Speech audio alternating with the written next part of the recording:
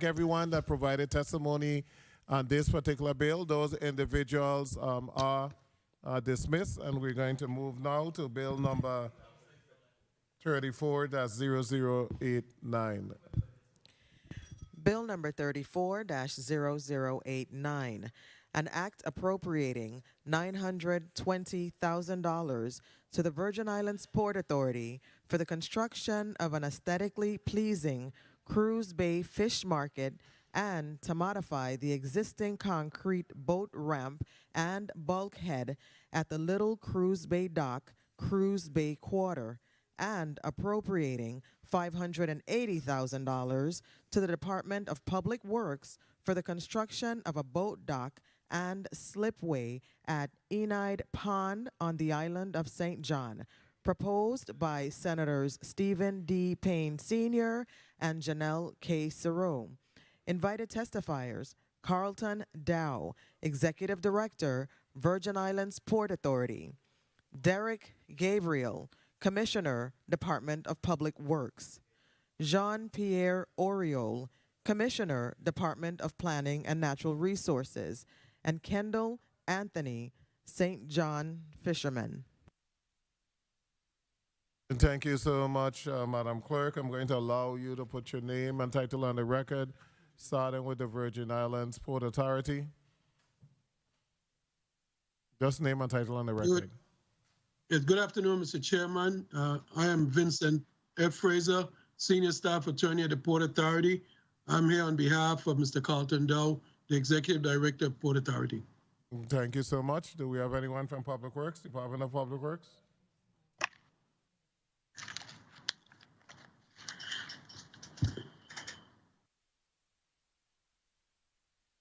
Okay, anyone from Department of Planning and Natural Resources?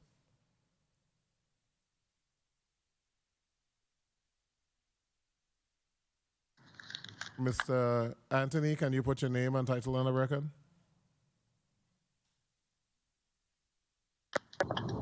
Good afternoon, Kendall Anthony, one of the few local fishermen from St. John. Okay, thank you so much. Thank you so much.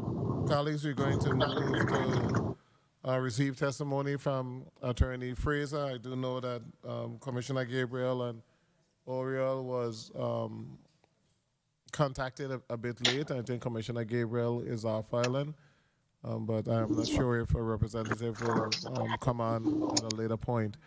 But I'm going to now move to Senator Payne for the introduction of Bill number 34-0089. Thank you for the time, Mr. Chair. Good afternoon, colleagues and listening viewing audience. I offer Bill number 34-0089, an act appropriating $920,000 to the Virgin Islands Port Authority for the construction of an aesthetically pleasing cruise bay fish market and to modify the existing concrete boat ramp and bulkhead at Little Cruise Bay Dock, Cruise Bay Quarter, and appropriating $580,000 to the Department of Public Works for the construction of a boat dock and slipway at Enide Pond on the island of St. John. Mr. Chair and colleagues, this measure is a serious win for the fishing and boating industry on Little Big Island of St. John. I definitely want to say major thank you to my Marching Hawks millennial colleague for working with me on behalf of the fishermen and the boaters on St. John. Colleagues, for too many years, the fishermen in St. John had to clean their fish and get their catch ready for sale in less than deplorable conditions. They cried out for years. However, their cries fell on deaf ears, as St. John is usually just an afterthought. Colleagues, the days of St. John being merely an afterthought are long gone with this measure. With this measure, St. John is being placed on solid ground with her sister island to ensure that St. Johnians who own businesses and rely on the ocean for their livelihood and pleasure have a space at the table and don't have to settle for anything less. The people of St. John deserve better. Colleagues, your support of this measure will ensure that St. John is not simply an afterthought. Mr. Chair, I thank you for the time and your anticipated support. Thank you. Thank you so much, Senator Payne. We're now going to go to testimony Senator Saro, before we move, you also sponsor on this particular measure. You may proceed. Thank you, Mr. Chair. We tag teaming the senator before us. We had some town halls on all three islands in regard to the fishermen, and we realized that St. John was by far in the worst condition as far as the fishing infrastructure. At the time when the bill was written in June, actually July, the report from OMB indicated that there was $3.77 million in the St. John capital improvement. With the transfer out for the bathrooms, there was still adequate funding in the capital improvement fund for the project, just so the people who like to monitor their accounts would be warm and fuzzy. Can media pull up the slides, please?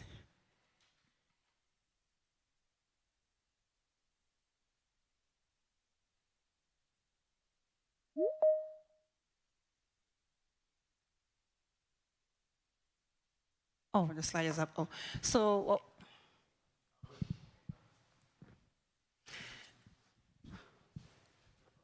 Oh, okay, so we have the first slide here, and this is the present fish house in St. John. This is actually on the beach right behind the customs house. And this is where the fishermen come in, and this was actually built by the fishermen, and this is where they clean their fish and transport them to sell. Next slide.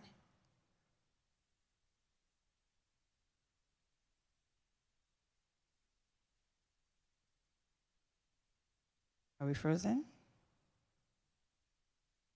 Okay.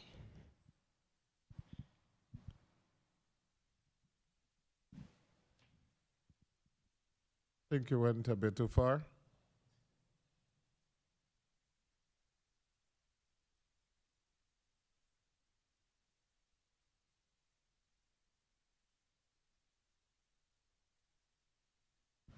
Mr. Chair, we may have to take a 2-minute recess. Committee stands in recess for 2 minutes.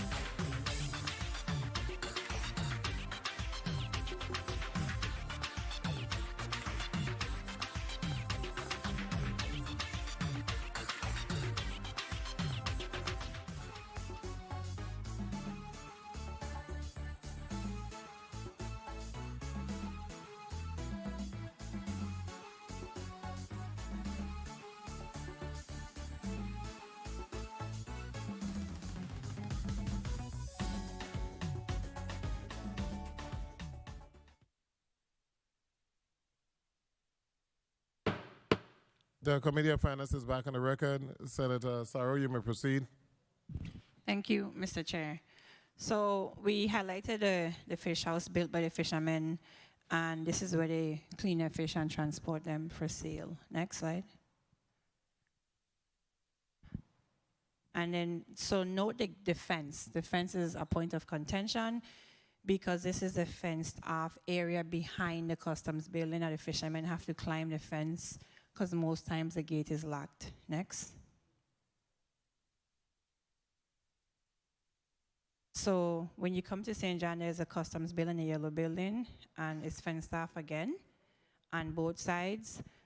So this is the walkway to the fish house, completely blocked and locked. And the only way that you can access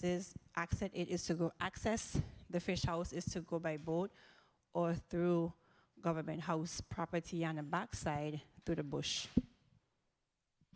Now the launching dock, the National Park Service, that's the launching dock that you see there, and it's located behind the National Park Service years ago. That's where the seaplane used to take off and land on St. John, and that is local land by the national park since they've constructed that area and developed that area, that they have literally claimed that land. So most times the gate is locked, and when you get there, it's about 15 minutes. They allow you to launch, get your boat, and to go. So it's the only launching dock located on St. John where you can unload and offload.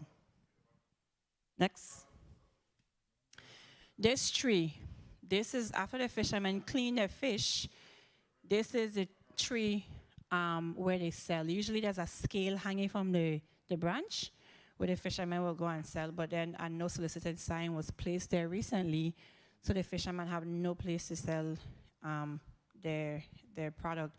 It's important to note too that when you clean a fish and you go to the fish house, they have to lug those coolers across 4 to 5 boats to get the fish on land. And sometimes if they have a bad day, a fisherman could simply drop his cooler by mistake, lose his catch, lose his sale on his product and not make any money for the day. And this tree is located across from the U.S. Postal Service. Next slide. So the proposed fishing house, the director of the Port Authority and I had conversation. He sent his staff up to St. John to meet with us. This is the old, this is the first, this is not a seaplane, and this is where the barge, back in the day where the barge used to come on St. John, and later became the seaplane ramp. And this is where the proposed fishing house location would go, but it is the property of the Port Authority, and Mr. Dow was included in those discussions to put the fishing house there. Next. This is government property by Fish Bay Road. That is the proposed site for the launching dock for the fishermen to launch their boats. Next. This is GeoMap. This is the property again, so you guys can note where the launching pad would be. I mean, not launching pad, dock. And this is where the fishermen and the government is proposing to put the launching dock. And if you need proof, there is the proof that the property is owned by the government of the Virgin Islands. Next. I think we're done. So we want to just put the entire project into some, so besides having a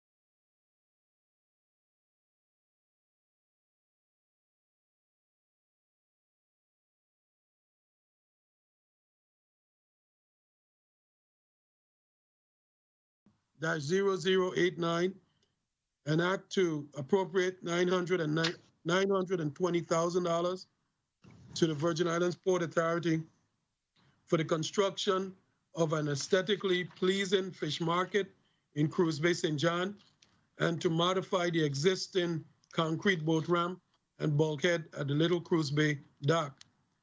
The bill also appropriates $580,000 to the VI Department of Public Works to construct a boat dock and slipway at Inihide, St. John.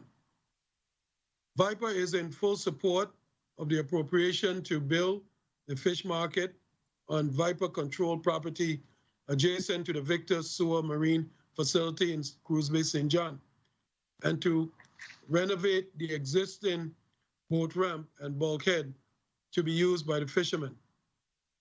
A fish market will provide the amenities for the fishing community on St. John, facilitate the livelihood of dozens of local fishermen, and help to stimulate the economy and provide fresh food for the community. Viper is, again, full support of this measure. We are pledged to work with the Department of Agriculture, Department of Planning and Natural Resources, and other pertinent agencies to bring this project to fruition. Viper is prepared to work with agencies and consultants to develop the appropriate design, move through the permitted process, and oversee the construction of the fish market. We will also ensure that the design of the fish market is in line with the guidelines established by the Historic Preservation Office, which we understand has jurisdiction over building activities throughout Cruise Bay. With regards to the appropriation of $580,000 to the Department of Public Works to build a dock and slipway at Inihide Pond, Viper is equally available to assist with this endeavor. Viper is the title owner of certain parcels of land around the Inihide Pond area. As a result, we are unclear exactly which parcel of land is identified for the dock. Our engineering department will work with the Department of Public Works to identify. We also let somebody else print if you have a problem.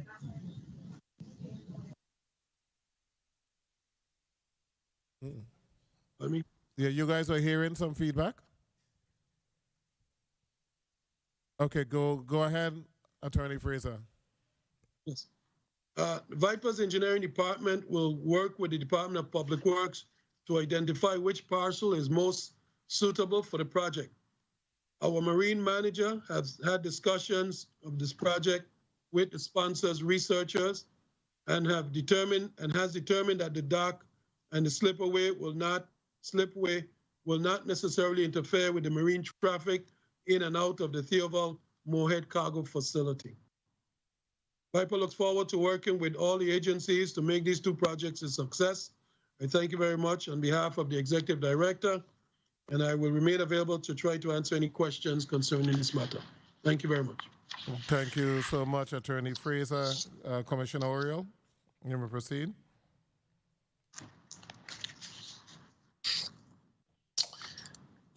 Good afternoon, Senator VLA. Good afternoon, members of the 34th Legislature's Committee on Finance. Again, my name is Jean-Pierre Oriole, Commissioner for the Department of Planning and Natural Resources. Thank you for the invitation to testify on Bill number 34-0089, an act appropriating $920,000 to the Virgin Islands Port Authority for the construction of an aesthetically pleasing Cruise Bay fish market, and to modify the existing concrete boat ramp and bulkhead at Little Cruise Bay Dock, Cruise Bay Quarter, and appropriating $580,000 to the Department of Public Works for the construction of a boat, dock, and slipway at Inihide Pond on the island of St. John. I would like to begin by stating that the Department of Planning and Natural Resources is very much in favor of the construction of a new fish market on the island of St. John, as well as the construction of additional boating infrastructure that will benefit recreational boating. DPNR, the St. John Administrator, and the VI Port Authority have been in consultation over the last several months with respect to the proposed location for a fish market building in Cruise Bay Creek. And in addition, Through a planning session facilitated by the Division of Coastal Zone Management, DPNR has identified locations and types of needed boating and access infrastructure for the island of St. John. To begin with the proposed fish market, DPNR concurs with the location, and we believe the funds being allocated should cover a substantial portion of the costs. Definitely the market itself, but not sure the funding will cover all costs for the building and the boat ramp. DPNR requests some clarification as to the intent of providing the funds to VIPA. Is the intent to have VIPA manage the facility after it is constructed? Is the intent of the market to be a public facility? We ask because pursuant to Virgin Islands Code Title 12, Section 325AA, the management of public fish markets was transferred to DPNR from the Department of Agriculture, and it is DPNR that has the authority to establish rules and regulations as well as fees for the management of public fish markets. With the funding to construct the facility going to VIPA, DPNR would like to be clear on what, if any, role DPNR will have regarding this facility. If the intent is for DPNR to manage the facility once construction is completed, then we would ask that the bill sponsor include language regarding the transfer of the facility to DPNR. In addition, we would request that the language be included on the construction of the department, on the consultation of the department during the design phase. With respect to the proposed L-shaped dock in Enide Pond, it is DPNR's understanding that VIPA was seeking to limit activity in Enide Pond to commuter and or cargo activities. The initial plans in the 1990s for the Enide Pond facility included a 20-slip marina for recreational vessels, but in the year 2000, VIPA opted to change those plans, eliminating the recreational berthing. VIPA can also confirm this, but the location may be a TWIC-controlled area, and as such, it would be difficult to have recreational vessels landing and individuals randomly traversing the area. Lastly, should VIPA state that the area could accommodate the proposed recreational landing pier, given that the upland is completely controlled by VIPA, believe it would be more prudent to allocate the funding to VIPA for the construction as opposed to the Department of Public Works. In closing, DPNR applauds the efforts sought by the measure to bring additional marine infrastructure to the island of St. John. And we thank you for the opportunity to testify here today. Thank you. Thank you so much, Commissioner. Mr. Anthony, fisherman from St. John. Good afternoon. I'd like to thank Senator Payne and Senator Sarah for the opportunity to speak on behalf of the fishermen in St. John. I'd also like to thank them for giving testimony on Bill 340089, which is something St. John has long been needed. At the point, like they say, we don't really have a place to do anything. You saw the pictures where we clean the fish in the back, and it was built by a few other fishermen. Unless we have access by customs during their work hours where we could get through the gate, that was where we carried our fishes through. Right now, it's completely closed off due to the new buildings, so we don't have any access at all. Unless we go through the battery gate and go through the bushes, like Mrs. Sarah was saying, during their work hours, we don't have anything. Again, for selling the fishes. One minute, Mr. Anthony. I know that you did submit a testimony. You just want to read that into the record? No problem. Yeah, read that into the record, please. Thank you so much. Okay. In the last 50 years, the demographics of St. John and its fishing industry has radically changed, and it is now long overdue that the government of the Virgin Islands recognize and value the allegations of resource to address its critical shift. Before the devastation of Hugo in the late 80s, Carl Bay played a major role in the economics of fishing industry, especially in the communities of Lower Carolina, East End, Hermitage, and so forth. Locals were steeped in the maritime industries. Families such as the Mahabias and the Anthonys, the latest descendants of whom are represented to us today goes back many generations as fishermen, boat builders and sailors who travel all over the world sailing. In the world of commercial fishing in Caribbean, local developments and ingenious methods of getting locally caught fish to different customers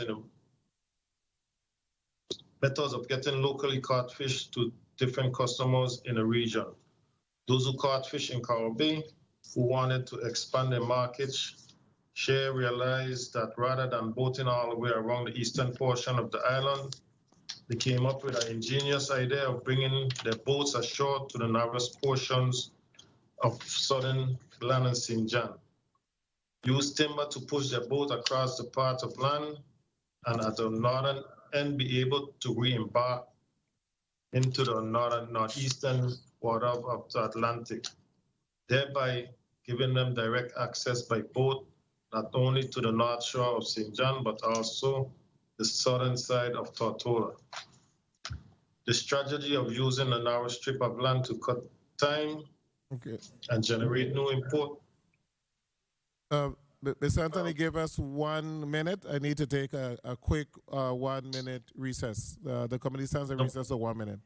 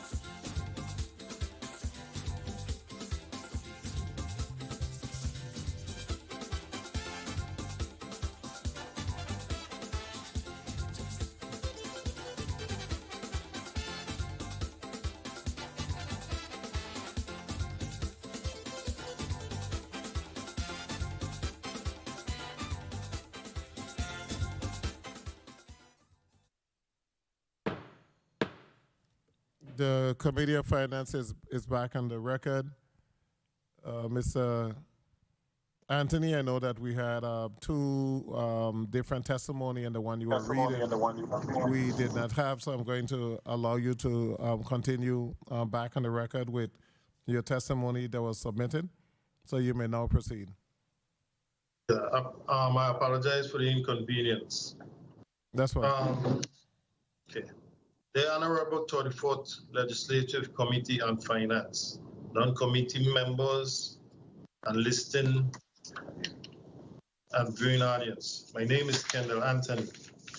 I am a fisherman, and over the 40+ years of the island of St. John, the testimony comes to you today on behalf of we the St. John fishing community in reference to Bill 34-0089. St. John has a vibrant and resilient fishing community. The community is not only skilled, but we are influential, innovative, and substantial.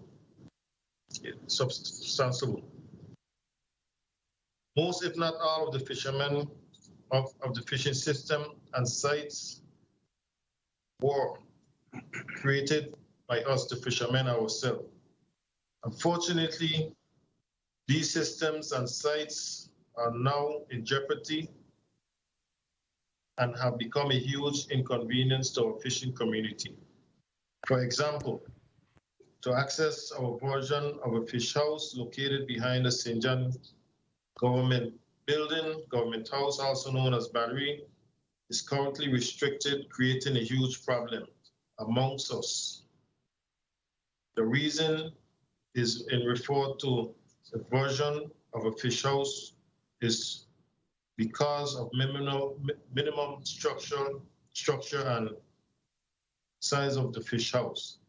It is a shaded wooden platform that can be reassembled, that can resemble a table, approximately 8 by 5 feet in size, that we built ourselves. The gate allowing access to this fish house is along the edge of a fenced dock. This is often resulting in the loss of fish due to coolers falling between transport and or injury. To make matters worse, the reason of the gate closure is inadequate. This creates reasonable frustration and anger amongst the fishermen to see the only things we have left, something we have had created for ourselves, constrained. The issues with our fish house are connected greatly to the issues of the lack of a dock. The access to a dock for the fishermen and boaters is non-existent. The St. John National Park dock can only be accessed in increments of 50 minutes, only to pick up or drop off passengers, leaving no dock for the fishermen to use to store boats or even load or offload fishing gear. Can you visualize the frustration of rafting up to sometimes as many as 4 to 5 boats, all in hefty coolers of fish along with fishing gears across, and then maneuvering around the edge of a fence dock to a gate that is locked? Pretty unthinkable, right? Well, this is what we, the fishermen, face on a daily, day-to-day fishing basis. The lack of access to a man-made fish house, a dock, storage for fishing gear or fish, and to try to provide one's family becoming increasingly troublesome day by day. To add these obstacles, numerous mooring in the already limited fishing locations of St. John has disappeared. Fishing locations are scarce. The decreasing moorings is a fisherman's biggest nightmare. Some would say just go wherever else to fish, but the St. Thomas fishermen to St. John fishermen ratio is in balance. Or tempting other fishing spot becomes close to impossible since these areas are frequently fished and are most claimed by other fishermen. This results in St. John fishermen having to achieve the impossible. Even then, we still have the struggles of having nowhere designated to sell our fish. I appreciate the opportunity to come before you and testify today. We thank you so much for your testimony. Colleagues, we're going to go directly into a 3-minute round of questioning. Senator Javan James, thank you for joining us. We're going to...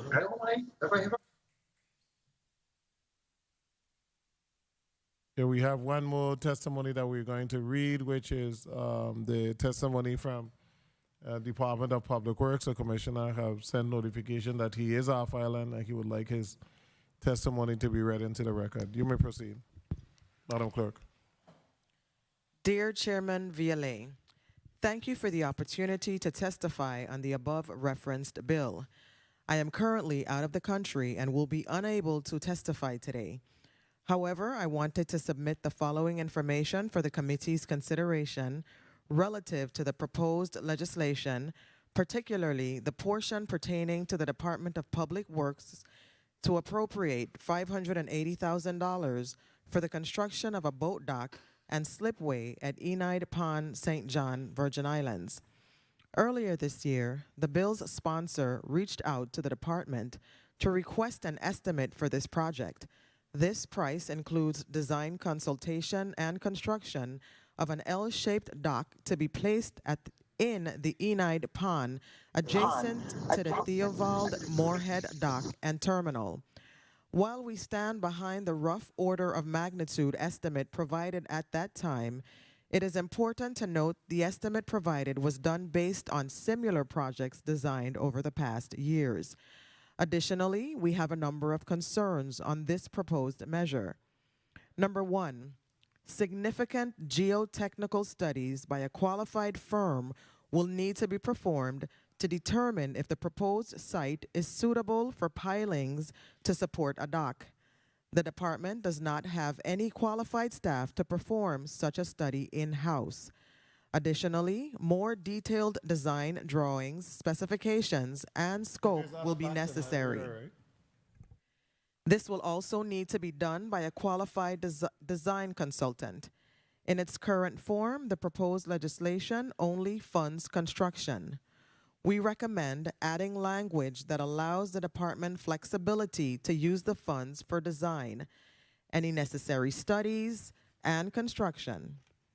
We estimate that a full design package, assessments, and permit acquisition, particularly CZM, will take at least 6 months.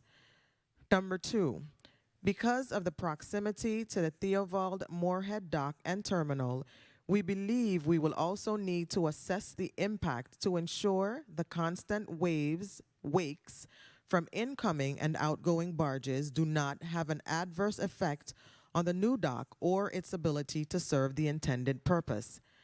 Number three, we are not sure if this use will be allowed in this area given the proximity to the Enide barge dock and the potential security and restricted access issues this may present.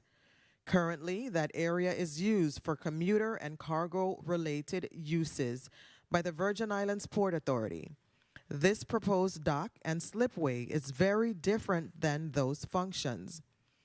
Number four, we recommend additional language clarifying whose jurisdiction this dock will fall under once constructed, whether it be the Virgin Islands Port Authority or the Department of Planning and Natural Resources, as the Department of Public Works currently lacks the staff and resources to manage such a facility. Number five, based on an unaudited fund balance request through the Department of Finance, It appears these initiatives may be funded by the St. John Capital Improvement Fund, assuming there are no outstanding legislative appropriations which have yet to be obligated. Thank you for reading this letter into the record, and I look forward to any further discussion on this matter. If you have any questions or concerns on this testimony, please feel free to reach out to me directly. Respectfully, Derek Gabriel, Commissioner. Thank you, Madam Clerk. In reference to the fund balance, I did speak to the Office of Management and Budget to get the fund balance for the St. John Capital Development Fund. Finance is saying that there's $2.4 million in the fund, but I do know that we do have obligations that were passed, and that Fred Gregory did pass a bill that I think, or I'm just about sure is going to consume the bulk of that. But we do have a new $1.5 million allotment this year for an Internal Revenue Matching Fund into that particular fund. So we do know that we have sufficient funding moving forward to be able to fund this project. And it's very good that we're now seeing from the last legislature the realization of allowing the 1.5 St. John Capital Development Fund to finally be used for capital development, because it was going to waste management and until later before. So we're beginning to see the fruits. There was a project before that was funded by the Senate President, and now this project, so I think we're moving in the right direction. Senator Blyden, you recognize. Thank you, Mr. Chair. Good afternoon to the testifiers, and thank you for your testimony. This bill is a no-brainer. It's long overdue. I want to thank the sponsors for bringing this measure forward. Definitely, as was stated, that the funds are there to assist in assuring that this bill comes to fruition. But what I want to do with my short time that I have is to basically speak to the fisherman, Mr. Anthony. Good afternoon, sir. Your testimony, those short, basically highlighted many challenges that the fishermen in St. John face, to include loss of fish, many obstacles. And based on what I saw with the picture, they look like you have to go through an obstacle course, as a matter of fact, in order to do what you need to get done. So can you explain to us briefly exactly what a typical day would look like in terms of catching your fish and needing to get basically your fish to where you get to sell them, etc. Because those pictures is deplorable. You have to climb fence, etc. Can you speak to that, please? Okay. Typical day would be you come in with your fish, you go back to where Senator Saros showed you where we clean our fish.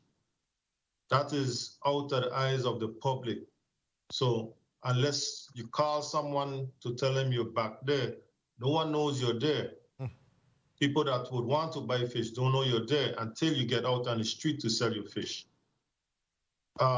In the past, when, like I said, the gate to the government house is open, where people could access their way through while we're cleaning the fish, as word spread that we're back there cleaning fish, people would come through, buy fish while we're cleaning until the hour for them to close the gate. 1 minute. And after that, everyone have to leave.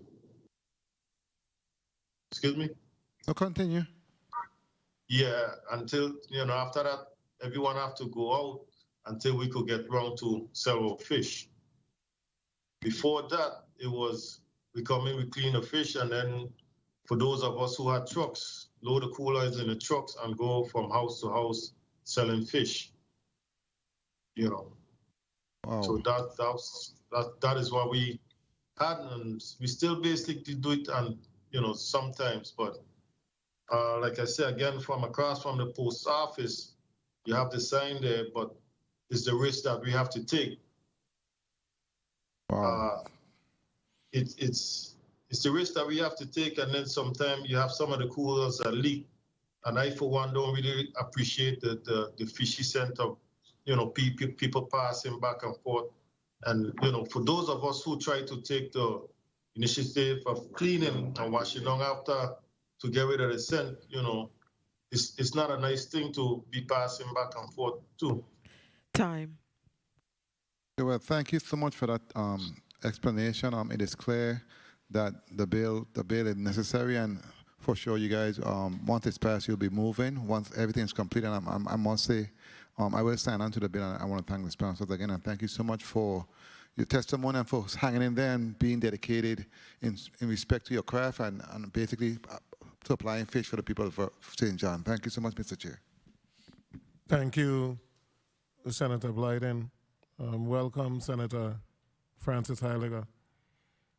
Just a quick little background. A lot of times, stuff is done within the legislature and within government, and there's not a full understanding as to how we got to this point. I think it was 2 years ago. We were in a budget markup, and the legislation come down, enabling legislation. We were reviewing it. That was going to, as usual, transfer the St. John Capital Development Fund in total to waste management, I think, and anti-litter. And the Senate President threw a fit. She said that it was time that these monies go to the people of St. John, and it was not fair that we have the St. Croix Capital Development Fund that goes to capital project and the St. Thomas Capital Development Fund that goes to St. Thomas project, and the St. John monies are going in a separate direction. So we literally got rid of that enabling legislation and utilized the money, left the money there in a pot to be utilized for the people of St. John. And once again, this year it was sent down again to transfer the money to these other entities, and we once again got rid of the bill and made sure that we continue to fund the St. John Capital Development Fund for capital projects. And now we're to the point where after this year, we would have spent $4.5 million for specific projects for St. John. So it is a good thing. Just wanted to put that historical perspective as to the role the Senator played overall in this endeavor. Senator DeGraff, you recognize. Thank you, Mr. Chair. Good afternoon, colleagues. Good afternoon, testifiers, all of you listening and present. I stand in support of anything for the fishermen, really. But what I would like to try to understand is the jurisdiction. Like Commissioner Oriol mentioned, the $920,000 of Vernon Port Authority to build a Cruise Bay fish market. Is there a conflict there between your department and Port Authority in regards to that part of the bill?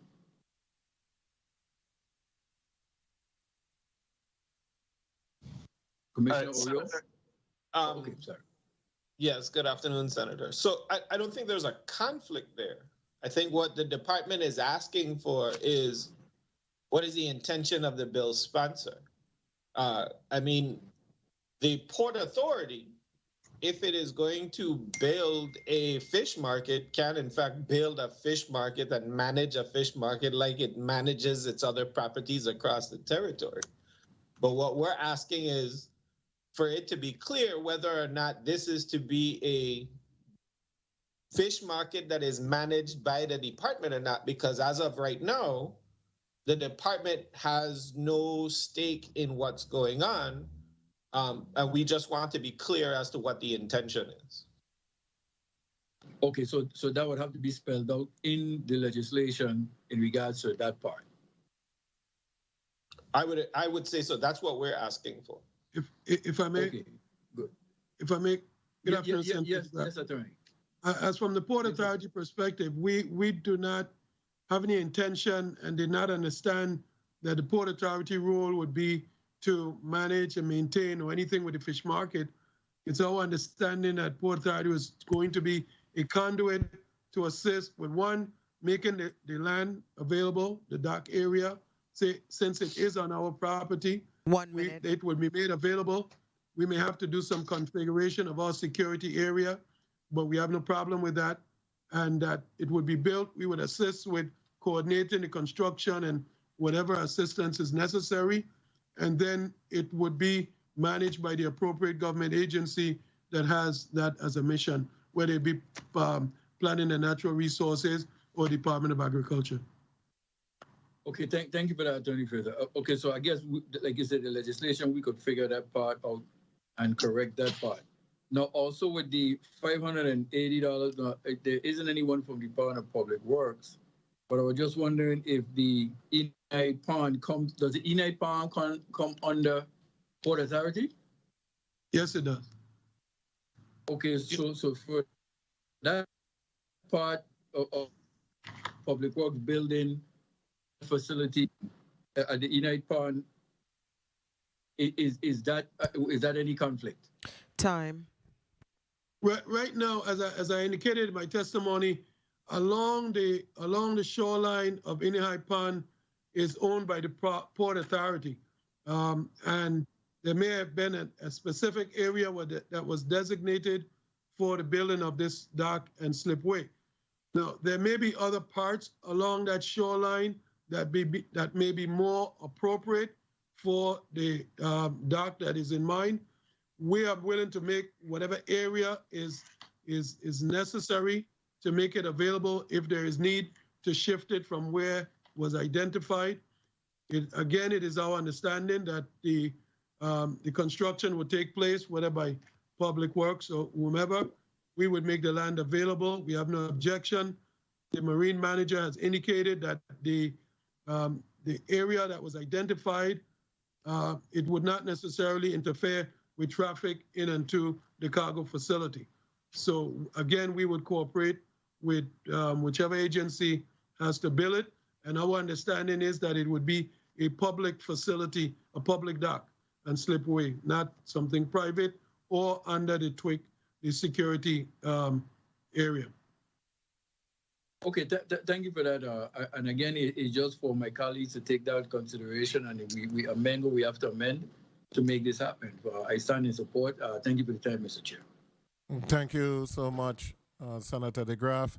The land that we're looking at is owned by the Port Authority. That's why the language is in there. It's said in the Port Authority, but it would then go into an agreement with Department of Planning and Natural Resources for that facility to be utilized as a fish market and maintained by DPNR. Similar to what we're doing with the horse racetrack in St. Croix, the land is owned by the Port Authority, but it has been leased to Sports Park and Recreation for some 40 years for the use by Sports Park and Rec, and then Sports Park and Rec leased that land to VIGL. So it's going to be a similar, and the sponsor, both sponsors are going to make sure that the language is clear in terms of being able to get this project to move forward. Senator Fred Gregory, you're recognized.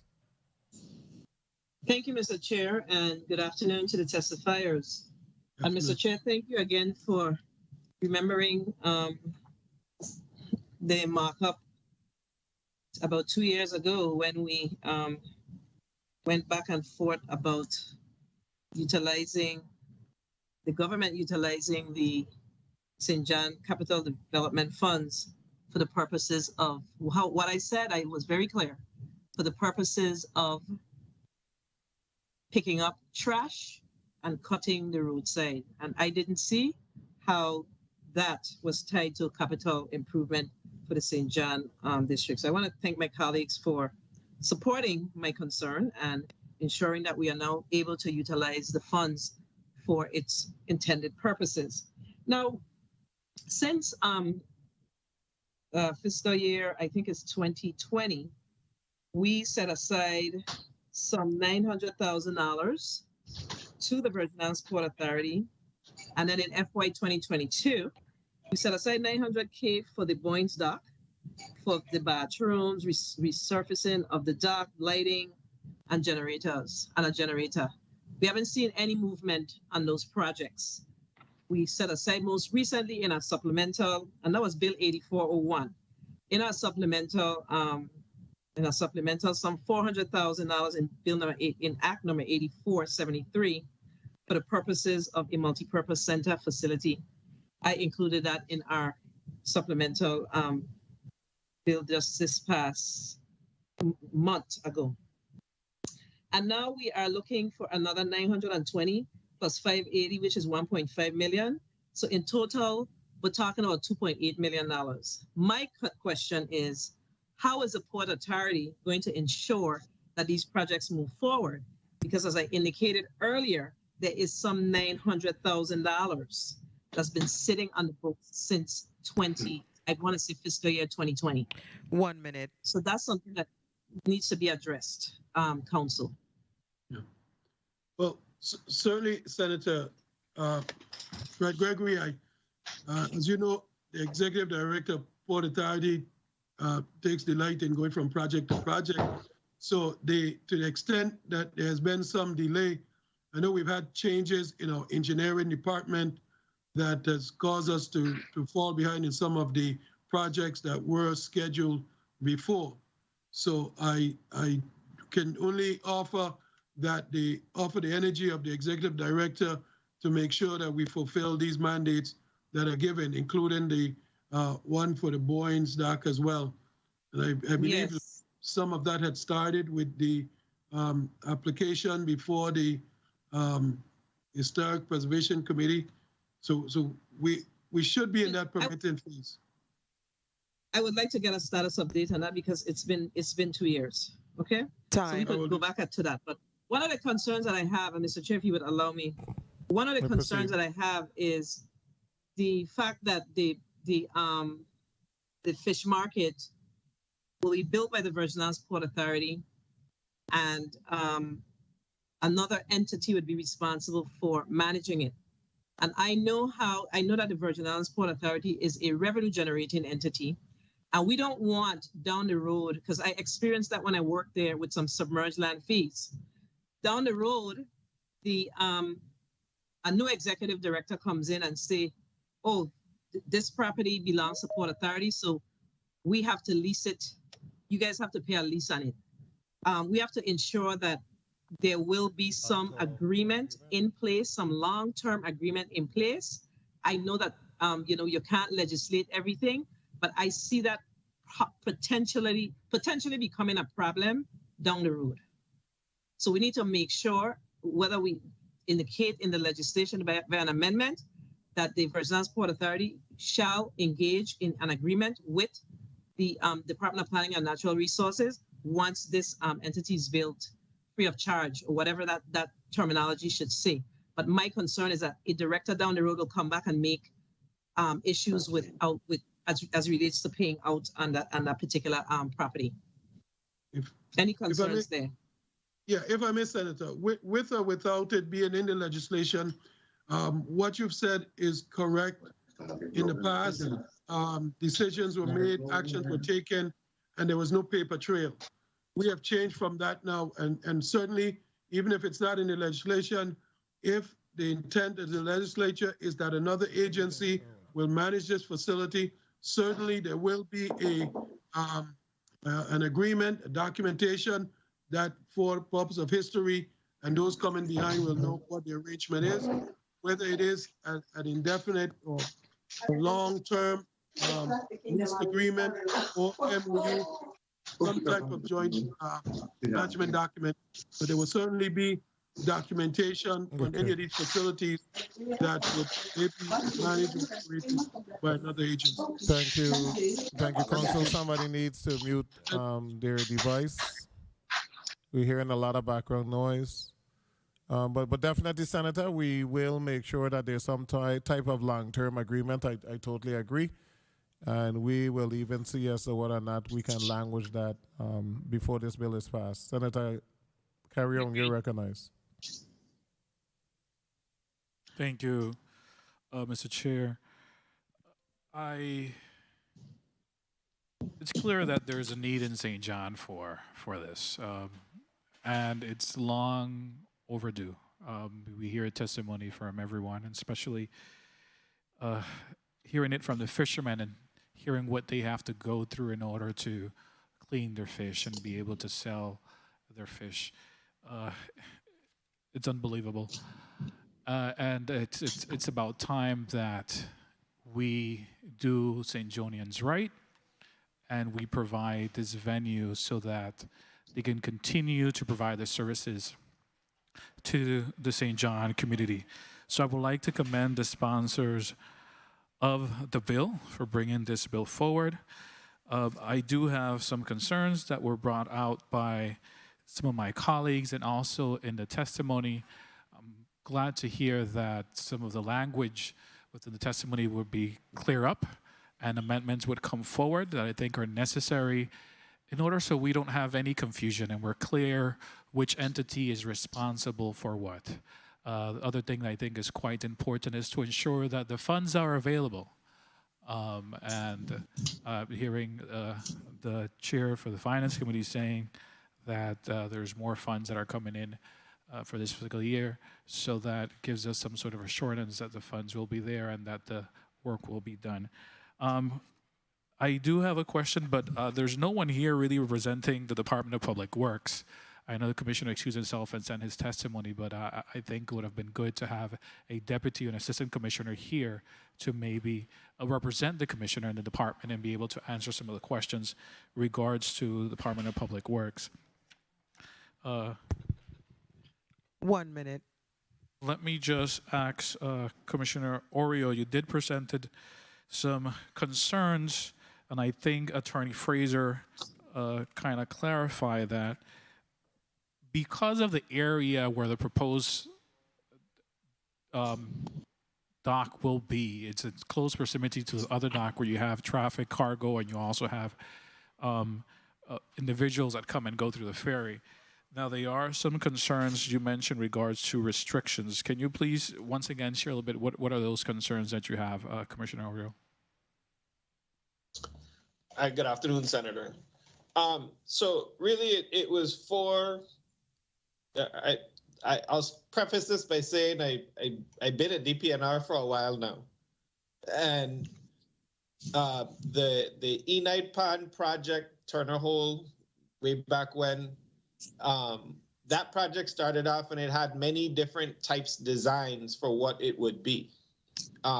In 2002, when we were pushing, when the Port Authority was moving that project forward,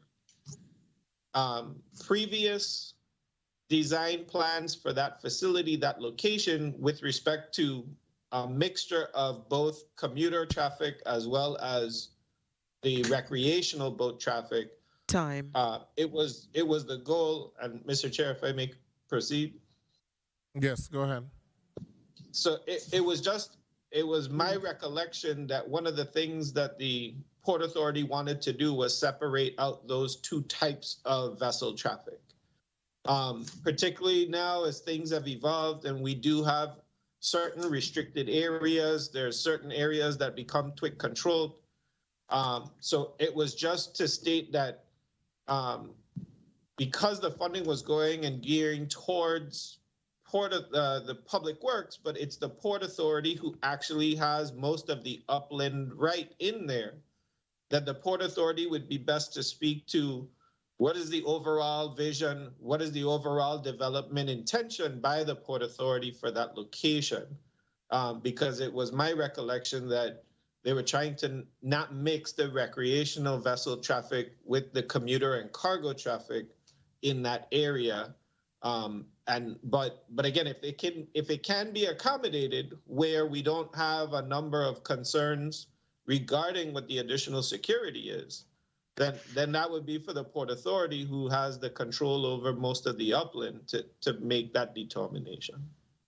Thank you for that, Mr. Chair. And just quickly, if I may then, can Attorney Fraser kind of respond to that with regards to restriction and allowing recreational vessels in the area that we won't down the road have any issues with regards to those restrictions? And thank you, Mr. Chair. Thank you, Attorney Fraser. Yes, Mr. Chairman, good afternoon, Senator Carrion. It's my understanding from my conversations with the Marine manager who met with the Senate researchers that the particular area that has been identified for this dock would not interfere with the cargo operation. However, I think it is still uncertain whether that particular area would accommodate the dock that it has in mind, the dock and the slipway. But we are prepared, as for the Port Authority, to work anywhere along that shoreline that would accommodate the concept of what the legislation have in mind, which is to build a public dock that can be used and a slipway to be used for the public. And it would be away from the cargo operations. And we would, although it's not, if the funding is not given to the Port Authority, since it is the Port Authority's land that would be used and committed to this, that we would work with Public Works or whoever else to make sure it's properly placed. Okay, thank you so much, Attorney Fraser. We're gonna work the details out.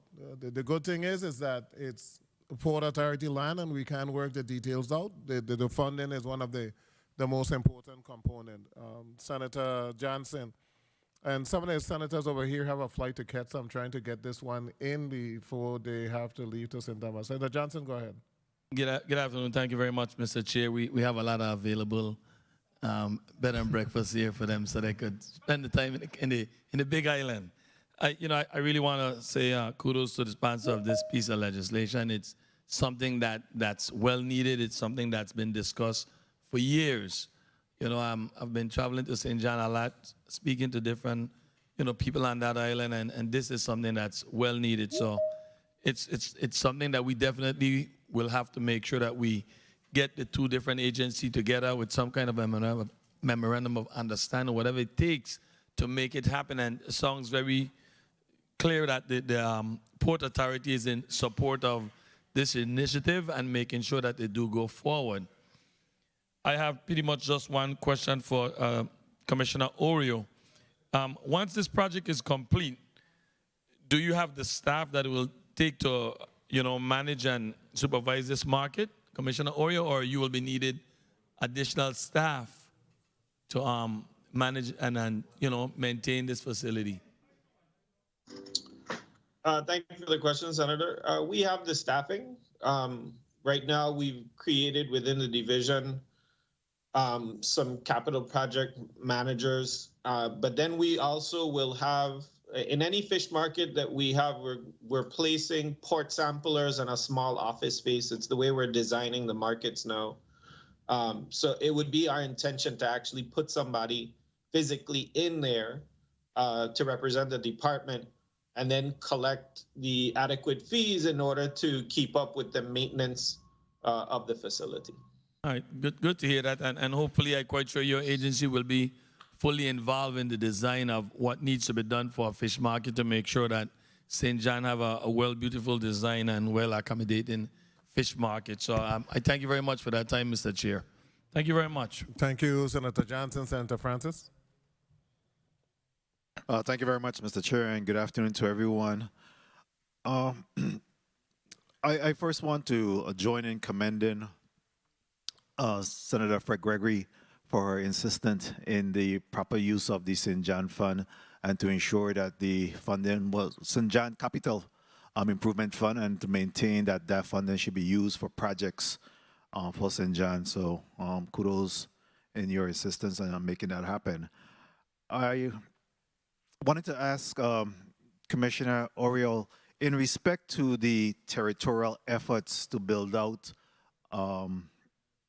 fish markets, because I know that you have been in that effort. You have done it here on St. Croix. I know that you have done some work on St. Thomas as well. Was there any plan to, or any set aside funding to support the island of St. John as well in this territorial effort? Yes, good afternoon, Senator. Yes, there has been.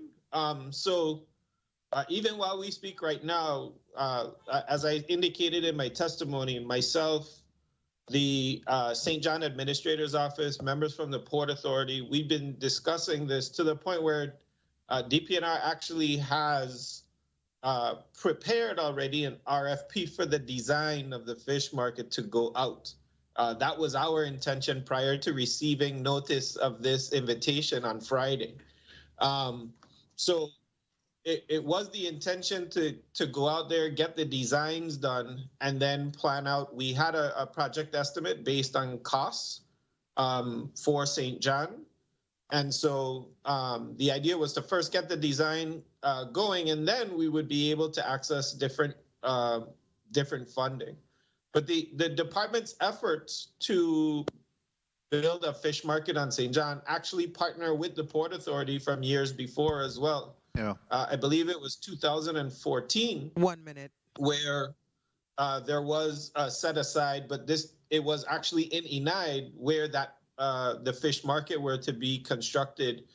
The problem that we have in the location is because of the existing sewage treatment plant and some of the problems that are habitual in that area. This isn't an area where we wanted to put the fishermen as well. So we have been talking over the last several months about this particular location. My follow-up question. We're moving forward. My follow-up question, Commissioner, before my time ran out, is you heard Commissioners Derek Gabriel's concern about the cost, which is a fair concern because we know the costs on St. Croix, St. Thomas, and when you get over to St. John, there's definitely some increase in cost there.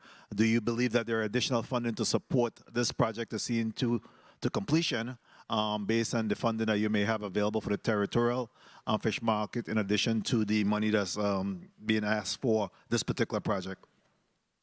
Yes, Senator.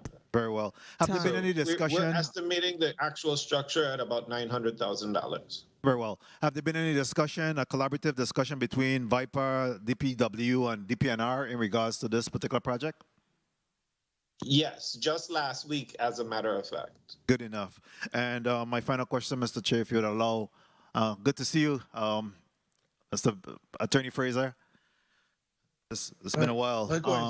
In regards to MOU, again, understanding that this is a communities project that involves all components of the government, do you believe an MOU, MOA could assist in being able to make sure that we're able to have a seamless completion or designation of who will have the rights to the property or the use of it will be able to be completed? Do you see a MOU or leasing to DPNR as a method or instrument to move this forward? Yeah, Senator, we have on this property, on this project, in this marine area, we have maximum flexibility. Unlike the situation with the racetrack in St. Croix, which was mentioned, we have to account to the FAA for how we use aviation property. However, marine property in St. John, we have maximum flexibility on it. So we can any number of options may be available to us, whether a lease, MOA, a joint ownership type thing. We can explore whatever is necessary to accommodate this for the good of the community and as to what the Port Authority Governing Board would want to see happen. Very well. I'll conclude by stating that I think that the only need we'll have then is for a timeline so that Mr. Kendall Anthony could be getting his fish pot and his boat and everything ready for launching. So we look forward to establishing some timelines in respect to this particular measure. Thank you, Mr. Chair, for the time. Thank you so much, Senator Francis. Senator James, you recognize. Good afternoon to the people of the U.S. Virgin Islands. Good afternoon, testifiers. It's a nice bill, Senator at large. These are the kind of bills I love to see. I'm happy to know that St. John is being attended to. For quite some time, we have heard the concerns from the Senator at large regarding the issues and challenges on the island of St. John. And as I do support this legislation, I do have some concerns. And most of my concerns are basically that of Commissioner Gabriel.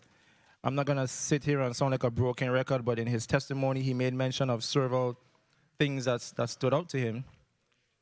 What I want to know, it was made mention that the Virgin Islands Port Authority needs to confirm if this location may be a TWIC control area. I'm not sure if I missed it, but did anyone address that here today on the floor? Yes. If I may, good afternoon, Senator. This area in the Enaid Pond is not TWIC control. It's outside of the security area.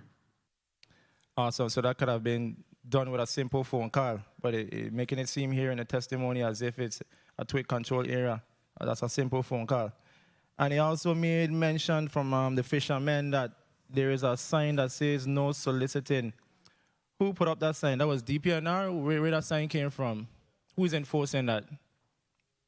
VIPD? Anyone can speak to that? I'm not familiar. I can't speak to that. I don't know. Can't speak to that, Senator. To the fisherman, do you have any idea if that's VIPD when it comes to the no soliciting sign? No, Senator. Cannot tell you who posted the sign. 1 minute. Port Authority, VIPD, or who? Okay, so If I could, by the way, excuse me, with Kendall Anthony, my name is Edwin Raymond Roberts, also a licensed commercial fisherman. That sign, I believe, is posted by the VI Police Department. In the state, a red sign like that, and to the bottom, I think is VPI. I think so. I'm not sure, but I think it's posted by VI Police Department. There's the one that does remove individuals. Also, if your car parked differently, there's the one that come and remove these vehicles. So I think, I'm not sure, but I think it was placed there by the police department. I'm not sure, but I think that's what the sign says, VPI. Well, the good thing about it, the Senator at Large was a former law enforcement officer, and he's close to the commissioner nominee for Virgin Islands for the Virgin Islands Police Department. So hopefully you can have that conversation, Senator at Large, to find out what's going there. Because if we're going to put this infrastructure in place, and we're saying that we're looking out for the fishermen, but yet we're saying no soliciting, it's definitely a conflict there, and we want to make sure that we address that. And last but not least, Commissioner Oriol, I know recently you made mention that you're basically allowing for new fishermen to be able to enter into the industry. How is that coming along? If you can just break that down for us. We've received a lot of notices of interest, Senator. A number of people, particularly helpers across the territory, have come in and filled out the paperwork. And again, what the department is going to do is review these statements of interest over the next several months and make very careful decisions in terms of the numbers of how many people we allow in based on the gear type and other parameters for this. But you know, we're not going to allow people, let's say, randomly coming in from Florida with no ties to the Virgin Islands or something like that to get a commercial license. Thank you for that update. Thank you, Mr. Chair, for the time, and Senator at Large. Just meet with VIP to find out what's going on there with the no soliciting sign. Thank you, Mr. Chair, for the time. Thank you, Senator James. I think we really need to make sure that those individuals that have been fishing as a helper, but are actually fishing, that they be the population that get these new licenses and not individuals who haven't been here, who are not in the industry. We have a lot of individuals in the industry that we need to make them legal. So I think that is the group that we need to carve out. And if we carve out that group, then it's not going to impact the fisheries because they're already fishing. They're already bringing in catch on a regular basis, but just doing it under a next fisherman. So I think that's the direction that we need to go. Senator Francis Heiliger, you recognize.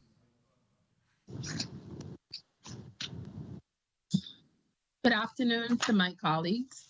Good afternoon to the people of the territory. Good afternoon to the testifiers.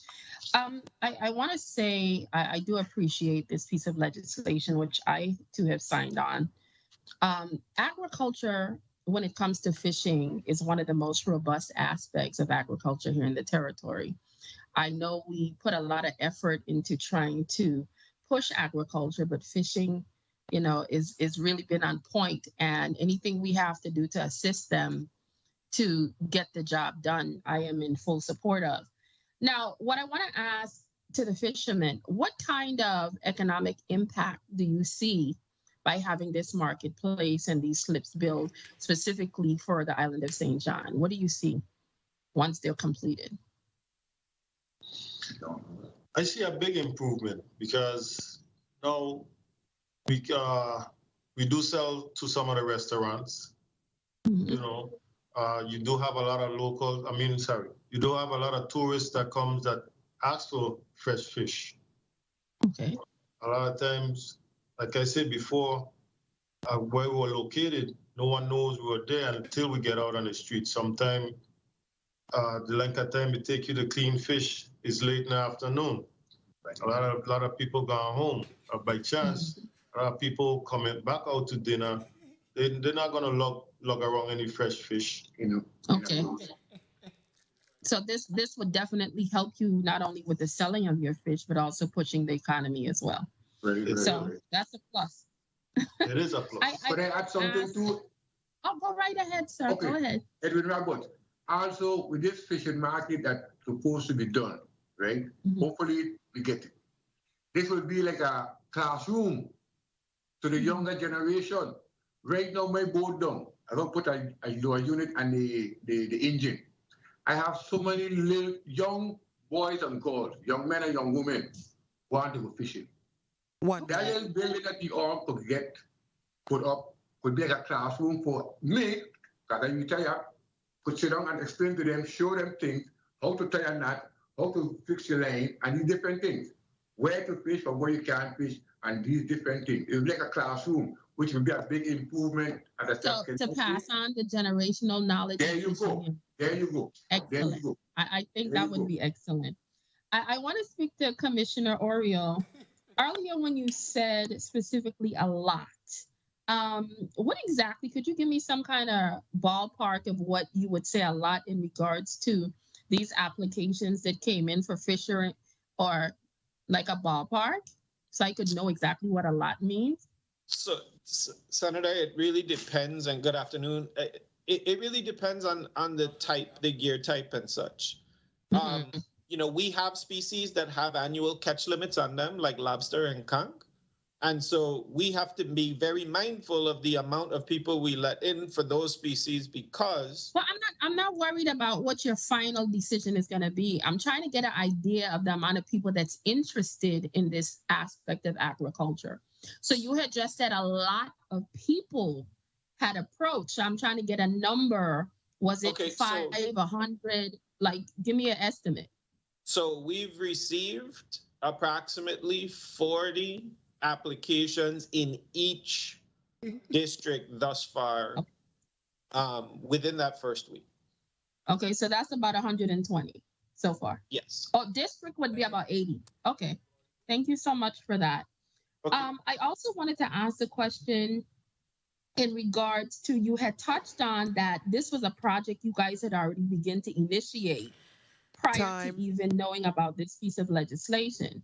So where were you going to tap these monies from? And since this money is coming from the Capital Improvement Fund for St. John, I'm trying to figure out, if you were going to do it already, did you have access to enough money that it could still potentially be done under that, and these monies could be utilized for other projects? Or do you think that the monies you are tapping into to do it, since you had already started it, you have to combine it with what this bill says? So, Senator, right now what we have access to is the design funds. Okay. Our primary source for additional funding is still unknown. It's a 50-50 kind of crapshoot. It's really based on whether or not President Biden gets most of his agenda passed or not. We were hoping in July, we were hoping that we would have that decision by September, but Congress passed a continuing resolution until December. So if the president does get the majority of his agenda passed, then we would say we do have access to that funding. It's simply just, we don't know. I'm hoping we get some insights based on the president outlining some more of his agenda later on. I believe there's a press conference by the president later this week, but the majority of the funding, that was our primary source, was something that we anticipated from some congressional funding that would be appropriated. Okay, thank you. Okay, good. So much. Thank you. Thank you so much for the time. I know the time is up. Can I add a little something? Thank you, Senator President. Pertaining to the license, the fishermen getting the license, not to be prejudiced, but, you know, I don't know how much of the charter boat captains apply for the license, but I mean, it'll be more feasible for a local to get a license. A charter boat captain, once he goes out, he's guaranteed to be paid. A fisherman paid is based on his catch. So even though a fisherman might go out and he doesn't catch, he might be able to catch fish to pay just for gas. Or carry home. A charter fisherman, captain, from the time he leaves the dock with his people, he's paid. He don't So, pay. and if he catch other fish, once he sell him, And then, you know, besides tips and other stuff, he done made his day. Also, I would like to say to, going back to the one senator second, that we got- said about the helpers, I think that will be the best solution for these new license that you all want to give. These individuals, for instance, like my son, who is a helper, and a couple nephews of mine that help out, they already know the status about the fishing industry. They know how to do things. These new fishermen coming in, which will guarantee you it will be more strangers than local people who can apply for this license, because then the local people them are like me. I find it. What I'm saying is our fishing sections, areas have been reduced so badly that a lot of fishermen who are commercial like me have not given it up, but doing it on a part-time basis, or when the fishermen running at this one spot. Right. 3, 4, 5 boats. 4 or 5 boats tie up and one buoy. Okay, thank you. So opening these licenses, I think we need to have rooms that where these young fishermen coming in will have places to go. Then have 15 boats tie up on one buoy. I and the buoy, I have 14 boats back at me, tie onto my boat, and next one there's another boat. That's the way things going on. So instead of putting the license out to other individuals, let's start with home first. Okay, I hear your passion. I know you want to get it all out. We're going to have to try to provide an avenue for our good commissioner of DPNR to hear all of your concerns. But right now, we're trying to get this bill passed so we could have it become law. So, Senator Kenneth Gittins, you're going to be the last, and then we're going to take a vote. Thank you, Mr. Chair. Good afternoon to all. Mr. Francis, I understand your passion as well. There's only one thing that's wrong with this bill. As I watch it here today, I'm seeing Stephen D. Payne, Janelle K. Sarro. I don't see Kenneth L. Gittins. Something is wrong with this. So I just want to say that I wholeheartedly, however, support this measure. And St. John, don't worry. Help is on its way. St. John certainly deserves to be treated fairly. The other islands we've been addressing, especially with the market areas and whatnot, and I would love to see this area enhanced on the island of St. John.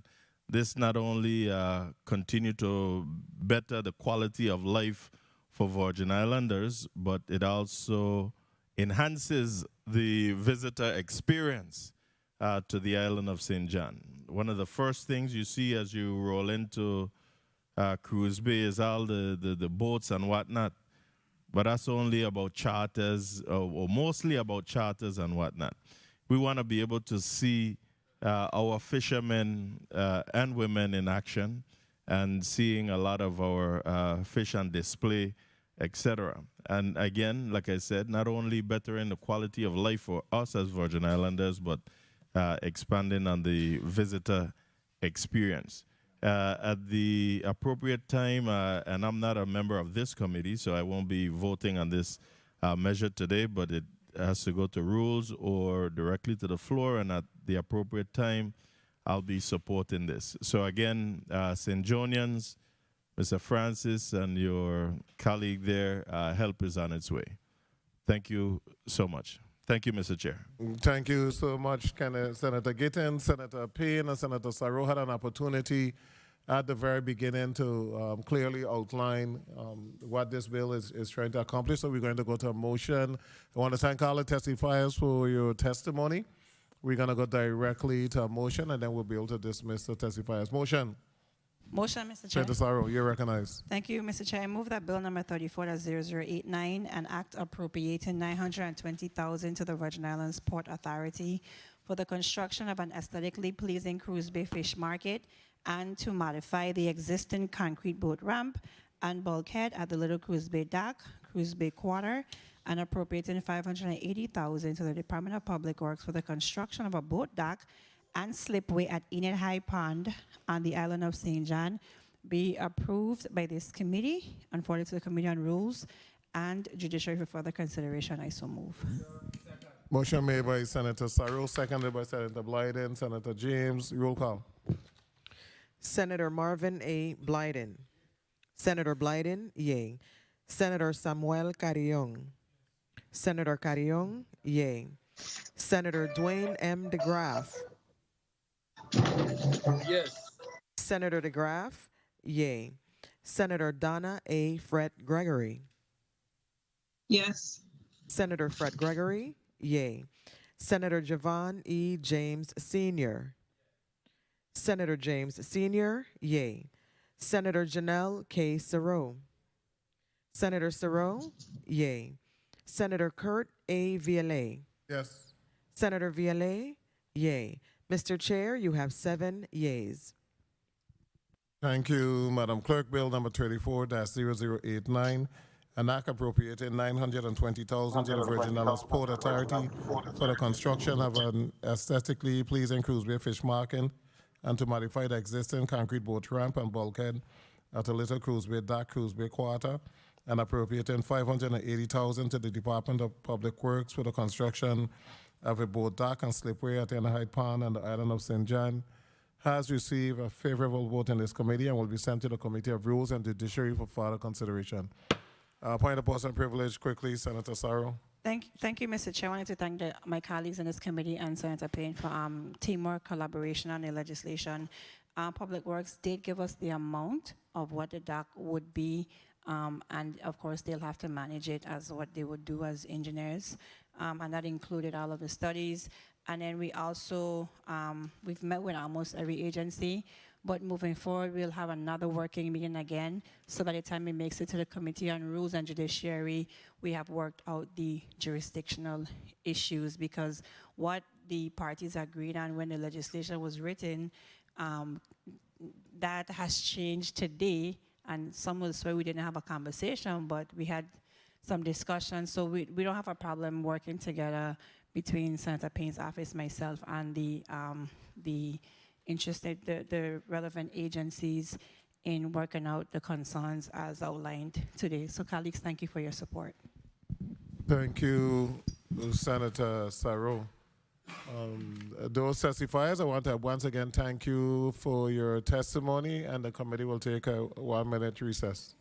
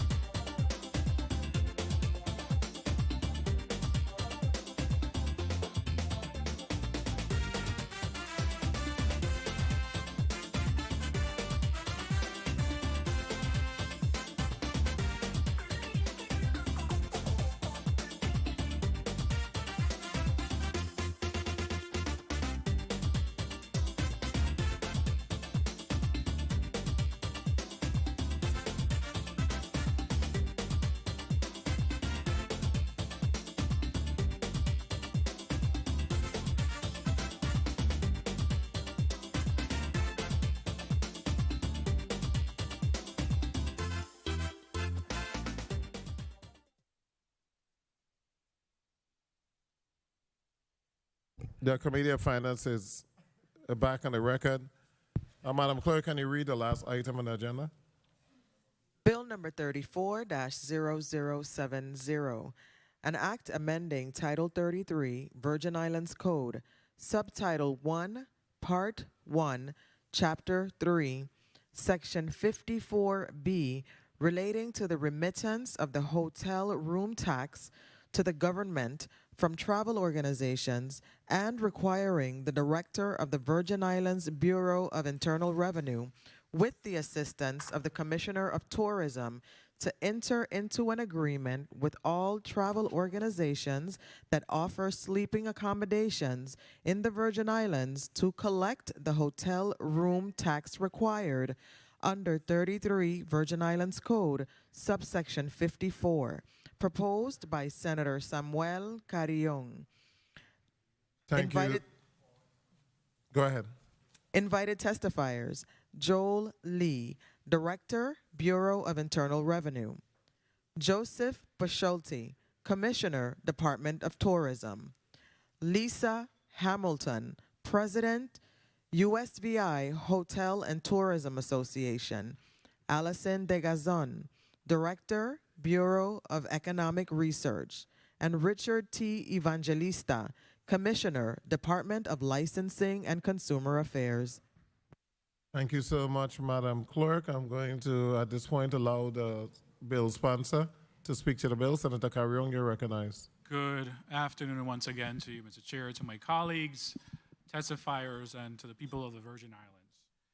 Colleagues, I come before you this afternoon to offer Bill 34-0070, an act amending Title 33 of the Virgin Islands Code, Subtitle 1, Part 1, Chapter 3, Section 54B, relating to the remittance of the hotel room tax to the government from travel organizations, as requiring the Director of Virgin Islands Bureau of Internal Revenue, with the assistance of the Commissioner of Tourism, to enter into an agreement with all travel organizations that offer sleeping accommodations in the Virgin Islands to collect the hotel room tax required under 33 Virgin Islands Code Section 54. The purpose of this measure is to ensure that the Virgin Islands government receive its due occupancy tax share from the shared economy businesses operating within the territory, as well as to save local property owners the hassle of circulating and remitting their obligations to the government of the Virgin Islands. Colleagues, this is not a new concept. An agreement along these same lines between our government and Airbnb has been tremendously successful. In May of 2017, under the leadership of the former administration, a contract was executed between Airbnb and the government of the Virgin Islands for the collection of the occupancy tax and the greater promotion of the territory. For the benefit of the listening audience, let me explain further. As it stands now, when you book a room in the Virgin Islands with Airbnb, the local tax required by law are included in the fees and collected on behalf of our government by Airbnb. Airbnb then turns these taxes over to the Bureau of Internal Revenue. These are the same occupancy or room taxes that all those staying in our hotels pay, the 12.5% per night. For the benefit of the listening audience, let me explain a little bit further. As it stands now, when you look at the rooms in the Virgin Islands through Airbnb, the 12.5% tax required by law is included in the fee and collected on behalf of the government, collected on behalf of our government by Airbnb. But if you book a room through another platform, such as VRBO or others, those taxes are not included in the price. And at the end of the year, the property owner must calculate these taxes himself before paying IRB. Needless to say, this method has not been very effective. The Airbnb agreement was established as part of the government's 5-year plan to foster economic stability through economic growth, increased revenues collection, and better source management, as well as to assist in improving and diversifying the tourism industry. The USVI Division of Economic Research reported in April 2020 that the approximately number of Airbnb active rooms, villas, and other accommodations units increased from 1,575 to 2,200 rooms in 2019. And Airbnb guest arrivals rose from 72,150 from 32,600, an increase of 121.3%. In 2019, Airbnb hotel room occupancy tax collections were $2,647,431, a 94.9% gain from the reported of $1,358,024 collected 1 year earlier. Let me repeat, a 94.9% gain in occupancy tax collections. This clearly demonstrates the need for us to execute agreements with as many booking agencies as we possibly can. Today, we will hear from various testifiers, and there are different perspectives. However, one common factor remains: we are not collecting at our full capacity. Let's be proactive and open-minded and capitalize on this opportunity to ensure that all platforms booking rooms in the Virgin Islands work with us to collect these taxes, and all those that are doing business here pay their fair share. Thank you, Mr. Chair. Thank you so much, Senator Carrion. Before I allow the testifiers to put the name and title on the record, the bill seeks for the government of the Virgin Islands to enter into agreement. The bill does not speak to this being a new fee or a fee that was not owed to the government for years past. It has been on the books that these type of entities should pay the 12.5%. This bill just seeks to codify a path moving forward for those companies that have substantial bookings in the Virgin Islands. So as we move on, I guess we'll be able to explain a bit more about why that is important. I'll allow you now to put your name and title on the record, beginning with the Internal Revenue Director. Good day, everyone. My name is Joel Lee. I am the Director of the Virgin Islands Bureau of Internal Revenue. Next, Division of Tourism. Good afternoon, Alani Hanuman-Tadman, Assistant Commissioner, Department of Tourism. Hotel and Tourism Association. Good afternoon, Lisa Hamilton, President of the USVI Hotel and Tourism Association. And Bureau of Economic Research.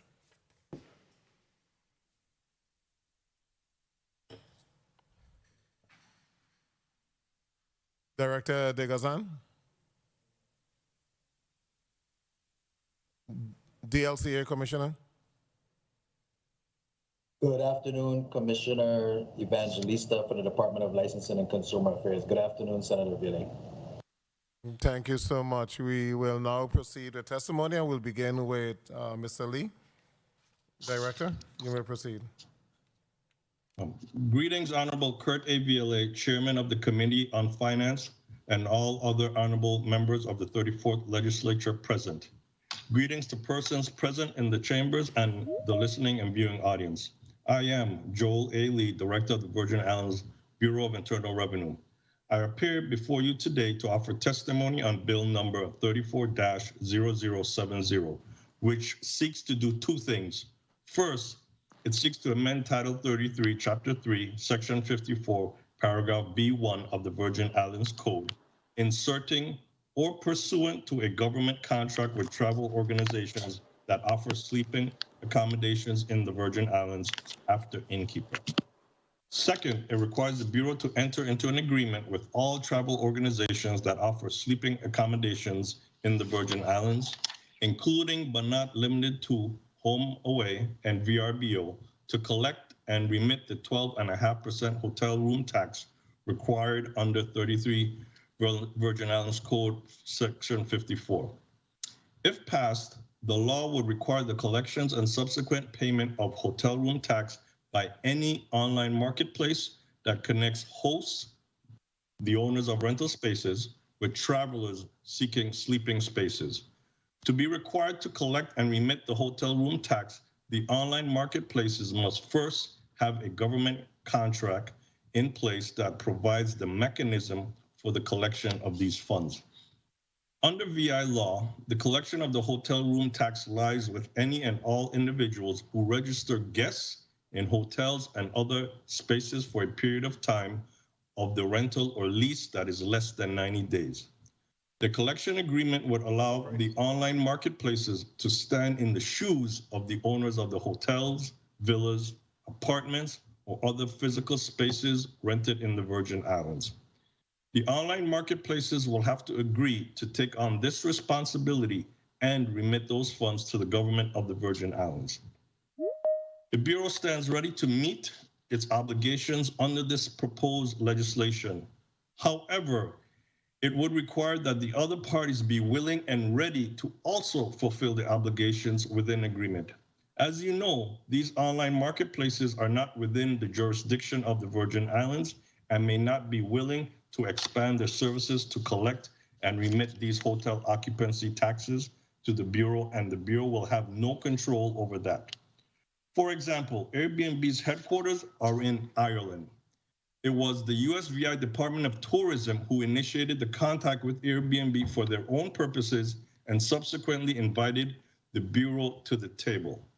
While the Bureau will use our best efforts to make contact with the known online marketplaces to achieve the goals of this legislature, these entities have no online presence and have no obligations to the territory as the law currently exists. Furthermore, the law would require that we enter into these agreements no later than 90 days after its effective date. And we must have agreements with all of these entities, known and unknown, as we just stated, without the jurisdictional oversight. How then would the Bureau be able to enforce this aspect of the legislation? Mr. Chairman, thank you and other members of this body for affording us the opportunity to testify on this bill. We are available to answer any questions that you may have at this time. I do want to interject. I absolutely support this bill, but I wanted to point out the legal and mechanical limitations to its execution. I would suggest a possible legislation now. I am no attorney, binding these companies in this jurisdiction first. Then I would then, be more open to entertain the enforcement of the collection of taxes. But right now, as it stands, we don't have any control over what they do. They're a third-party agent, and they're not even based in the VI. So the current model that exists was voluntary with Department of Tourism. So as much as I support it, and it's a beautiful thing, and it's been very helpful, there's a little bit more homework that needs to be done for me to be able to enforce what is being proposed. Thank you. Thank you so much for your testimony. Division of Tourism. Good day, honorable senators, legislative staff, ladies and gentlemen in the chamber, media, members of the media, and the viewing and listening audience. I am Alani Henneman-Todman, Assistant Commissioner, Marketing, U.S. Virgin Islands Department of Tourism. Thank you for inviting the Department of Tourism to testify this afternoon before the Committee on Finance regarding Bill number 34-0070. An act amending Title 33 Virgin Islands Code, Subtitle 1, Part 1, Chapter 3, Section 54B, relating to the remittance of the hotel room tax to the government from travel organizations and requiring the Director of the Virgin Islands Bureau of Internal Revenue, with the assistance of the Commissioner of Tourism, to enter into an agreement with all travel organizations that offer sleeping accommodations in the Virgin Islands to collect the hotel room tax required under 33 VIC Section 54, as proposed by Senator Samuel Carrillo. We have been asked to provide this testimony to aid in discussions about the purpose of the bill, including all pertinent data and expert opinion as it pertains to the subject matter. Support of the proposed legislation. This bill seeks to amend Title 33 Virgin Islands Code, Subtitle 1, Part 1, Chapter 3, Section 54B, relating to the remittance of the hotel room tax to the government from travel organizations. Every guest of a hotel as defined above shall pay to the government of the United States Virgin Islands a tax to be collected and remitted to the government by the hotel keeper or innkeeper at that rate of 12.5% of the gross room rate or rental. For the purpose of this section, gross room rate or rental shall include the room rate plus any additional charges, such as an energy surcharge or a maintenance fee. The Department of Tourism supports the bill as it provides that the hosting platforms such as Airbnb and VRBO collect and remit the 12.5 tax to the government through the Bureau of Internal Revenue, instead of having the hotel keeper or innkeeper remit the tax. This is not a case of first impression, as Airbnb is a leading online platform that has directly remitted the tax to the U.S. Virgin Islands since 2017.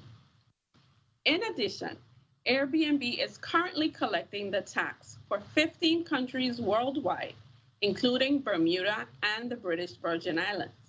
It is also collecting and remitting for 51 states as outlined on their website under Articles 2509 and 2332. The policy of the platforms is that they do not collect the tax unless the jurisdiction requires it by law or by agreement. Advantages and/or disadvantages to the bill. Advantages. First, a consistent across-the-board policy is better so that there is no real or perceived competitive disadvantage within the online booking space. Number two, levels the playing field and supports equitable growth of shared accommodation products. Number three, it expands the tax collection base as it captures some accommodation providers that may not have remitted the tax voluntarily. Airbnb currently only reports accommodation providers who earn over $20,000 a year and have 200 plus transactions in the calendar year. Number four, it increases efficiency as it relates to tax collections that benefit our tourism product. Number five, it removes the administrative burden, which is collection, remittance, and reporting from the accommodation providers. And number six, it reduces collection/enforcement measures and costs. Looking at the disadvantages, number one, the costs appear more expensive to travelers. Two, potential for lower bookings, as some travelers may experience sticker shock. Number three, potential for lower booking prices as market reacts to lower bookings. For online booking platforms that buy and sell in bulk, the actual hotel room cost could be less than what was paid for as part of the package purchase, as many of these platforms utilize performance metrics that combine hotel, flight, transportation, meals, etc. This could result in a lower tax amount being remitted to the territory in some cases. It also could decrease the ability of accommodation providers to shield the bulk rate for consumers vis-a-vis what an actual room night booking would cost. The economic impact should mirror the advantages noted in Section 2A 326. Direct collection by these third-party platforms, we believe, will increase remittance efficiency, eliminate non-compliance, and provide continued benefit to the Department of Tourism, tourism stakeholders, as well as the territory as a whole. Recommendations to the bill.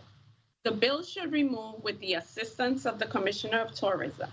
The Department of Tourism is not a necessary entity for the collection of taxes. The Airbnb collection is direct to the BIR. The Department of Tourism would need to fund a position to handle the administrative function. The bill should address the transfer of room taxes to qualified properties for authorized reconstruction and upgrades. An analysis/audit of the Airbnb model from 2017 to present should be performed from a best practices perspective, The bill should incorporate measures that provide appropriate infrastructure and administrative safeguards that strengthen the collection process. Such measures can be guided by the Airbnb audit. The start date of the proposed bill should provide enough lag time for online booking platforms to create the administrative and technical infrastructure and to educate its consumers, as well as for accommodation providers to adapt to the new system. The department yields to the expertise of the BIR with respect to tax collection and to that of the other testifying agencies. We are pleased to provide this testimony, and I'm available to respond to any questions you may have. Thank you. Thank you so much for your testimony, Director Degazan.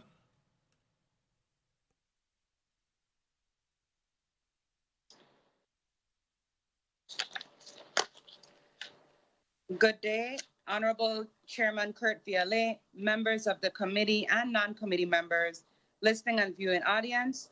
I am Dr. Alison Degazan, Director of the Bureau of Economic Research.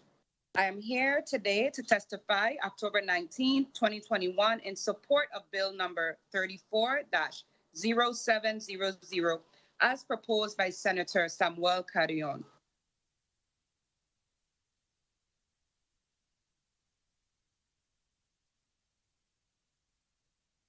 Yes, Senator, I think we lost you.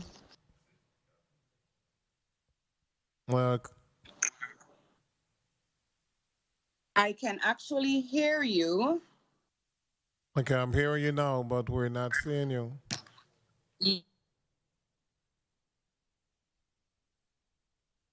Okay, let me give you an opportunity to log out and log back on. I'm going to go to Commissioner Evangelista.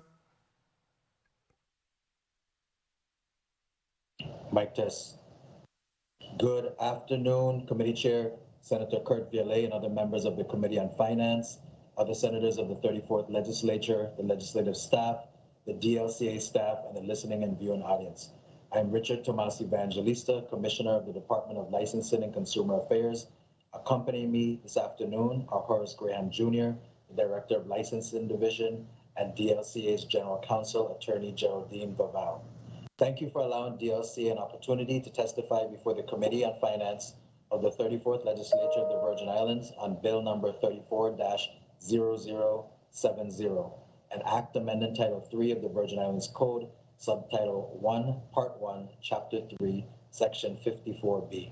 Specifically, the proposed act requires the remittance of the hotel room tax to the government from travel organizations and requires the Director of the Virgin Islands Bureau of Internal Revenue, with the assistance of the Commission of Tourism, to enter into an agreement with all travel organizations that offer sleeping accommodations in the Virgin Islands to collect the hotel room tax required under 33 Virgin Islands Code Section 54. The Department of Licensing and Consumer Affairs supports the proposed legislation. Currently, only one major entity submits the hotel room tax to the Virgin Islands Bureau of Internal Revenue on behalf of its members.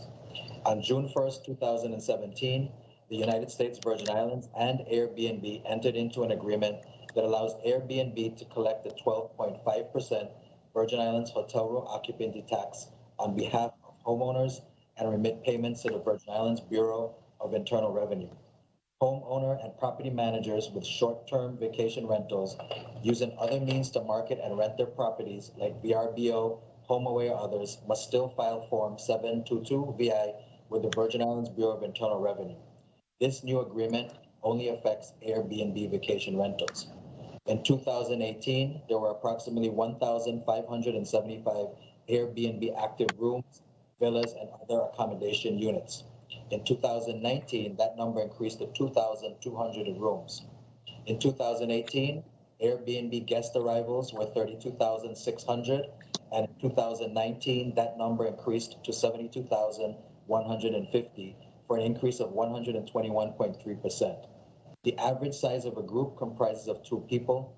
the average length of stay of 4.9 nights is on par with data reported to the agency from territory-wide accommodation establishments. The May 2017 signed agreement allows the online lodging entity to administer and collect a 12.5% room occupancy tax on behalf of the hosts and remit the funds to the local United States Virgin Islands Bureau of Internal Revenue.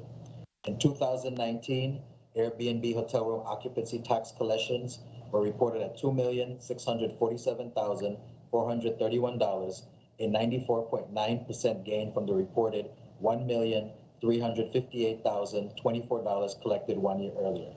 The aforementioned information was taken from an April 2020 Airbnb report issued by the United States Virgin Islands Division of Economic Research.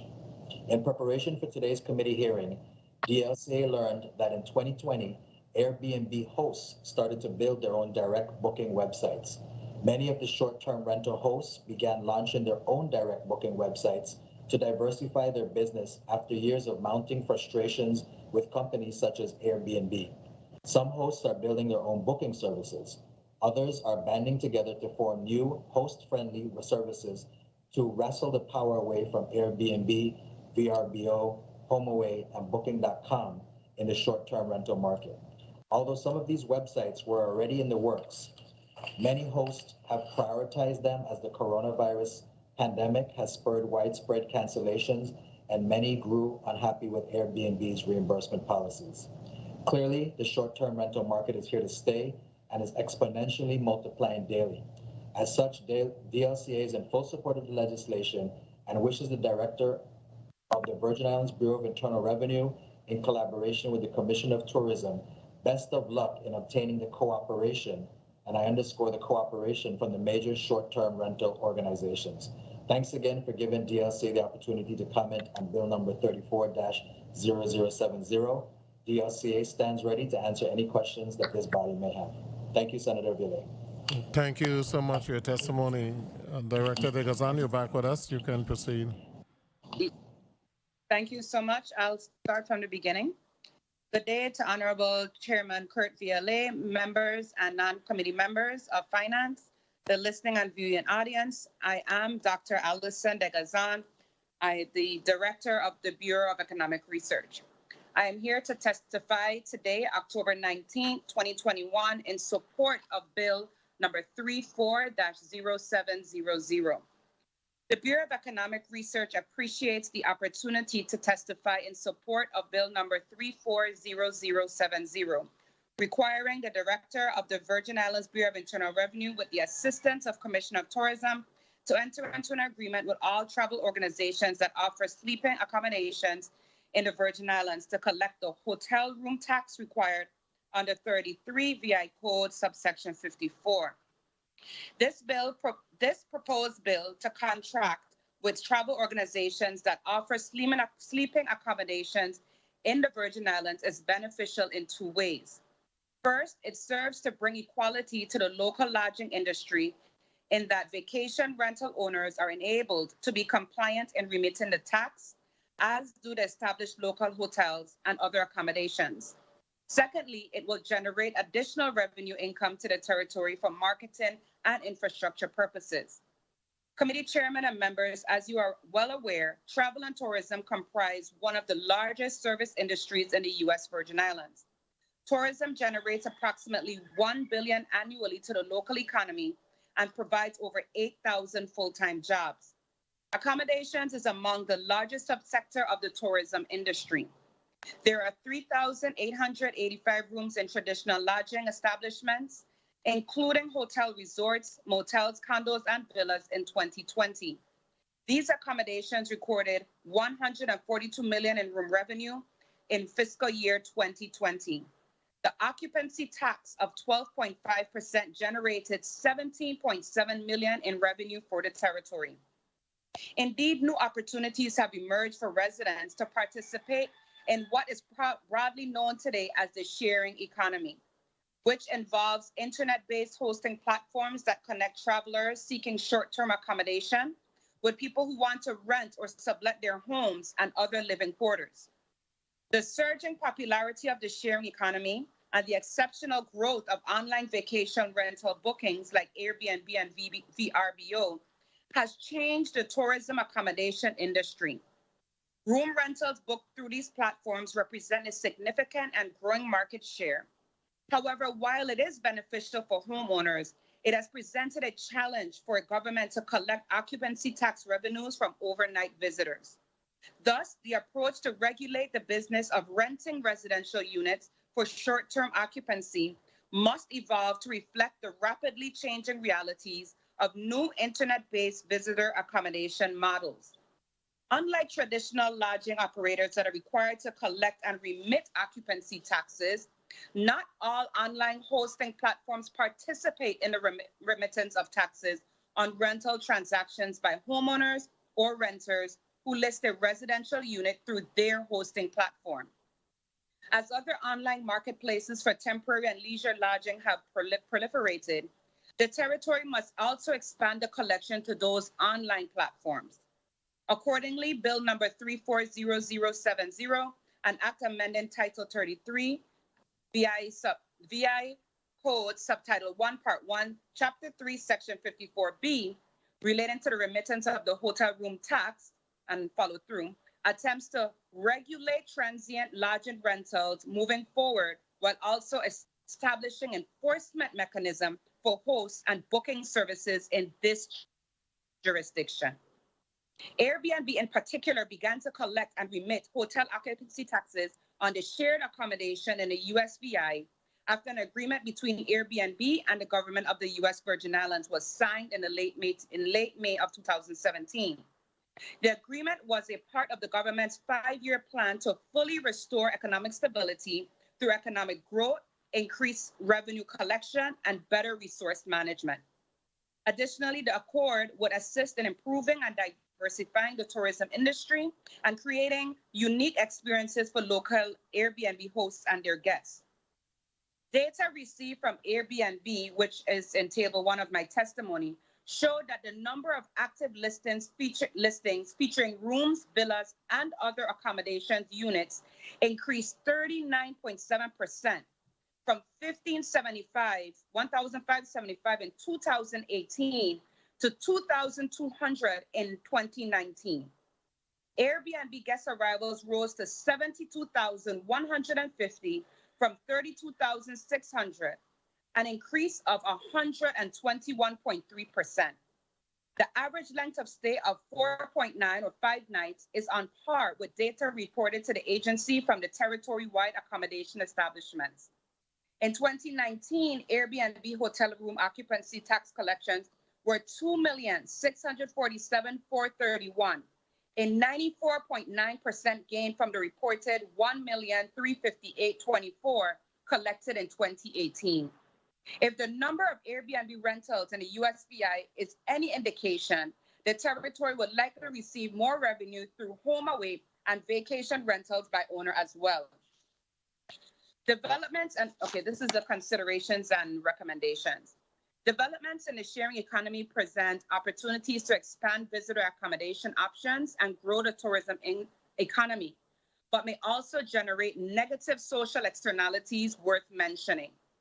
For example, research conducted by the Harvard Business Review across the U.S. found that Airbnb has a detrimental impact on housing stock, as it encourages landlords to move their properties out of the long-term rental and into the short-term rental market.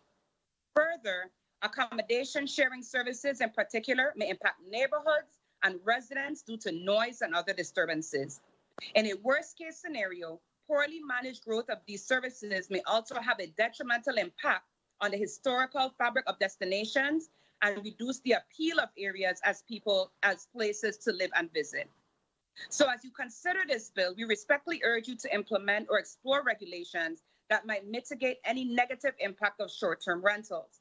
One such way would be to implement legislation like this one, which states that any agreements entered into by the government of the Virgin Islands should also include specific data that should be shared with the GVI, thus creating an avenue to monitor the payment regulation.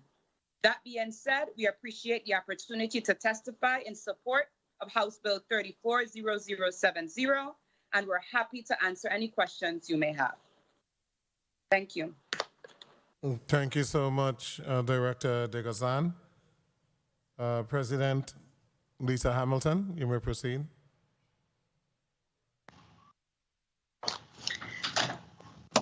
Thank you. Good afternoon, Chairman VLA, committee members, and fellow testifiers. My name is Lisa Hamilton. I am president of the U.S. Virgin Islands Hotel and Tourism Association and appear today on behalf of our board of directors and membership.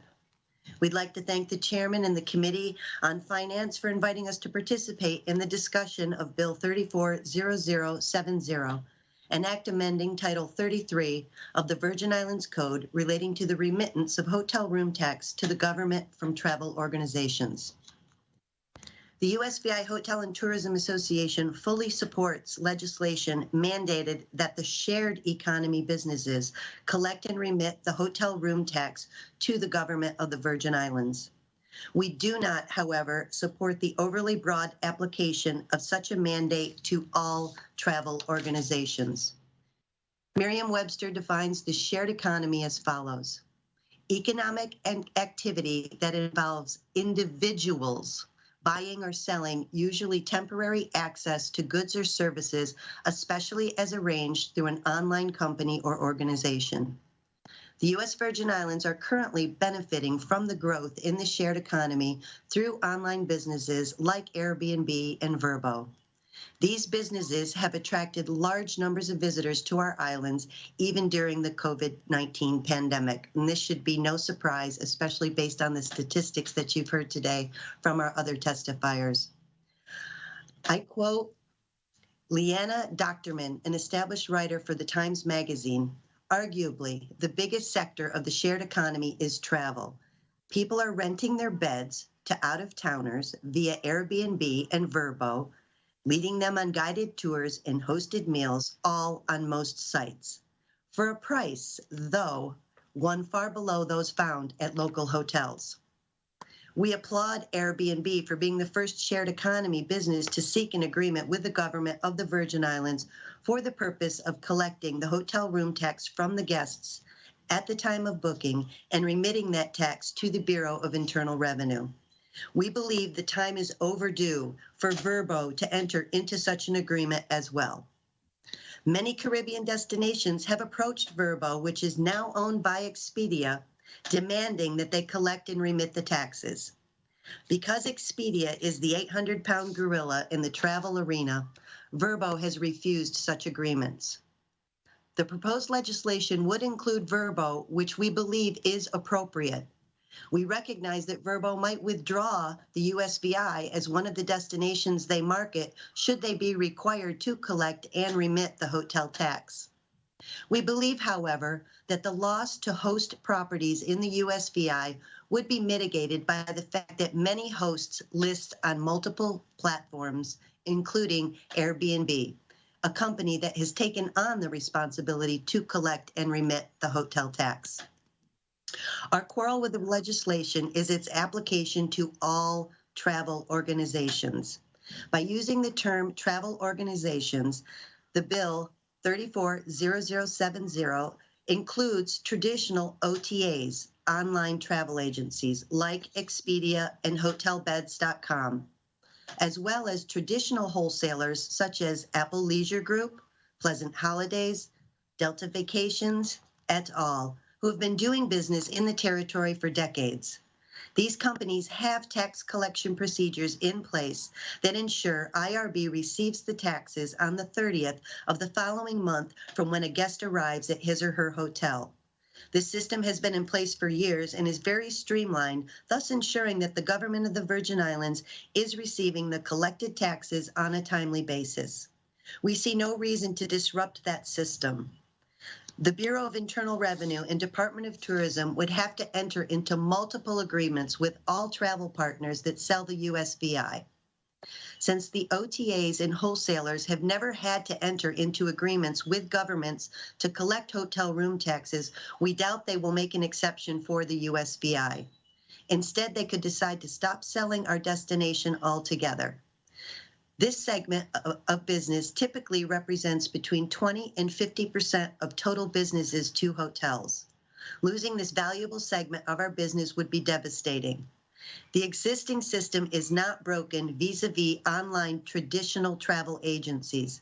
We therefore urge the legislature to modify the terminology to the OTAs from the coverage of Bill 340070.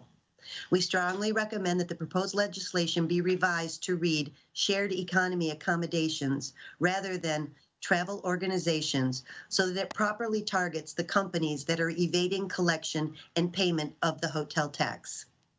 Thank you for the opportunity to provide feedback on Bill 340070, and I remain available for questions. Thank you so much for your testimony, and thank you for all the testimonies that we have received thus far. Before I go to the first senator, who is going to be Senator DeGraff, Senator Blyden, and Senator Sarro, they're traveling back to St. Thomas right now. I wanted to ask a question. As a government, as a central government, has there been a collective discussion in reference as to whether or not there's a need for litigation? I'm seeing that quite a number of entities have actually carried this matter to court. I'm looking at a judgment in San Diego, California, where there was a judgment against Priceline, Expedia, Orbitz, Hotels.com. And the mandate was that they would have to pay the occupancy tax and the wholesale price. Have we had a collective discussion as a government as to the direction, the need to define? I'm also seeing a lot of language in which they're saying you have to define and that is what this bill seeks to do. But what is the collective approach coming from the executive branch in reference to this matter?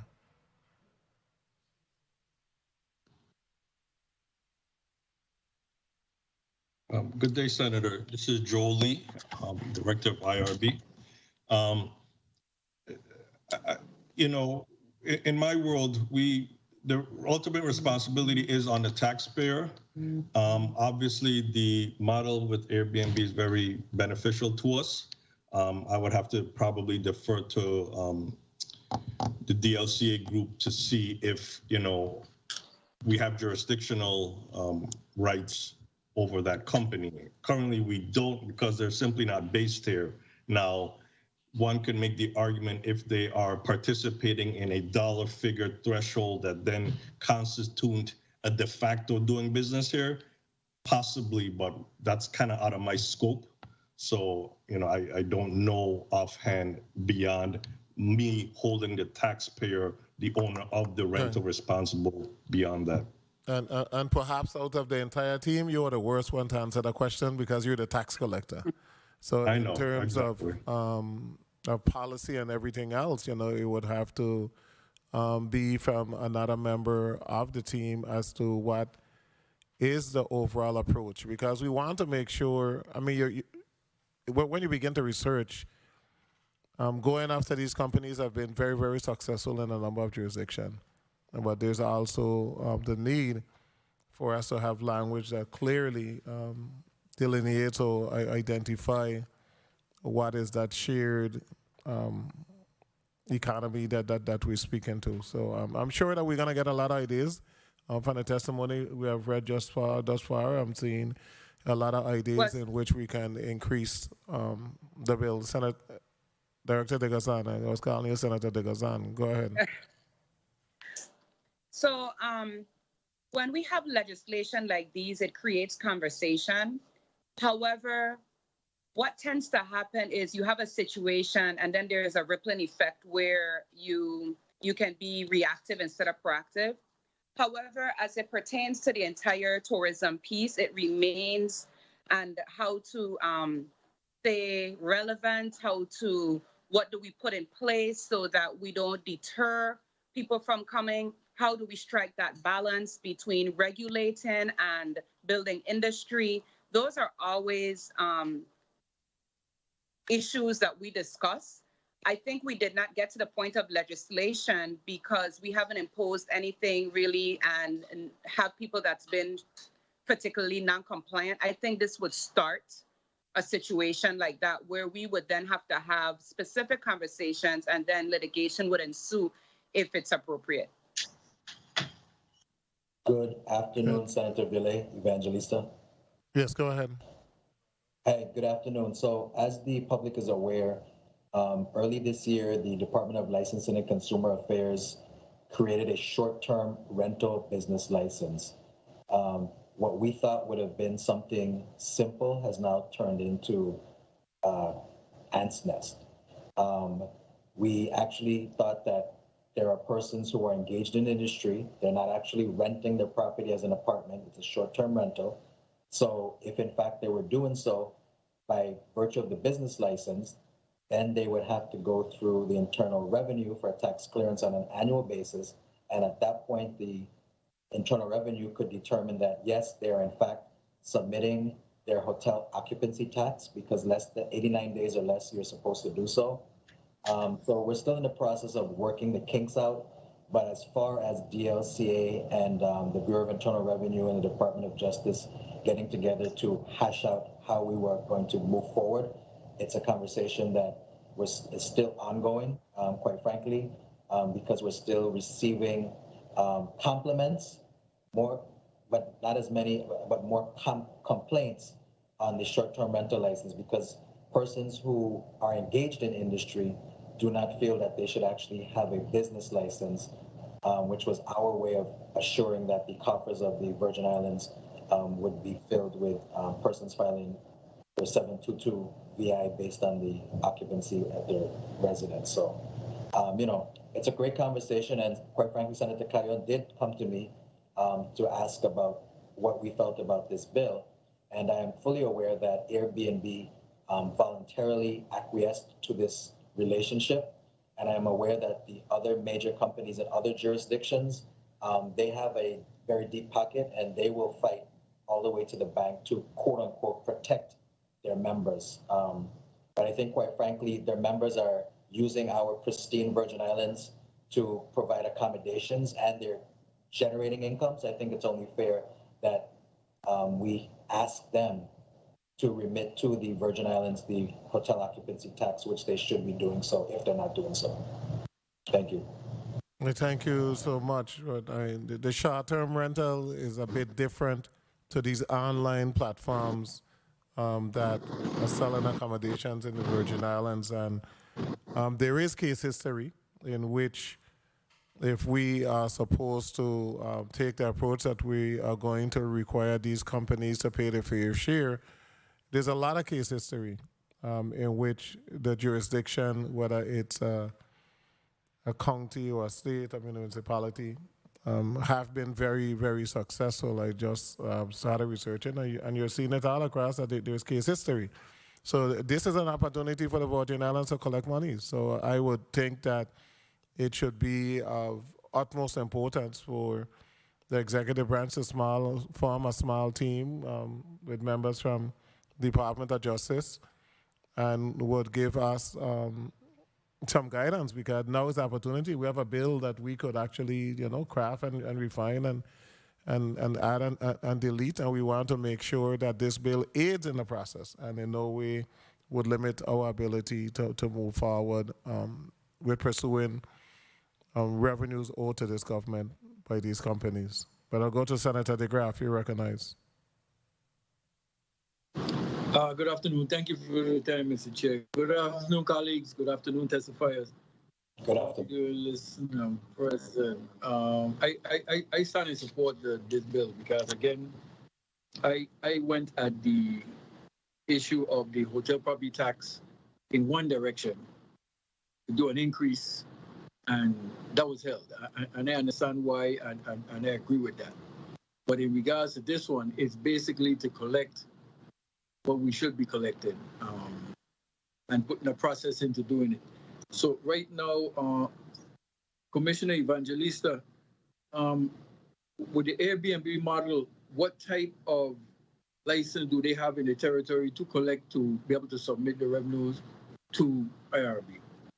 So currently, Airbnb does not have a business license in the United States Virgin Islands because they're more of a platform, and it's actually the homeowner who subscribes to them. So the homeowner is why I was actually trying to get the short-term business license issued to, and they in turn would remit the tax to the Internal Revenue.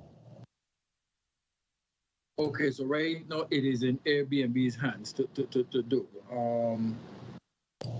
Yes, sir. The process that Airbnb has, is it something that can expire? I don't know if you're directly, or is there into perpetuity in the territory? I defer to Director Lee or Assistant Commissioner Henneman Todman. Once again, they're doing this on a, sorry, this is Director Lee from IRB. They are doing this on a voluntary basis, and we appreciate that. It's important for us, you know, once again, because we don't have no jurisdictional power over them, to definitely continue this relationship. It was started with a mutual agreement between them and tourism. So 1 minute. Okay, so basically that's almost if like they're self-regulated. So how do you verify what Airbnb is submitting? How do you verify it currently? we can't.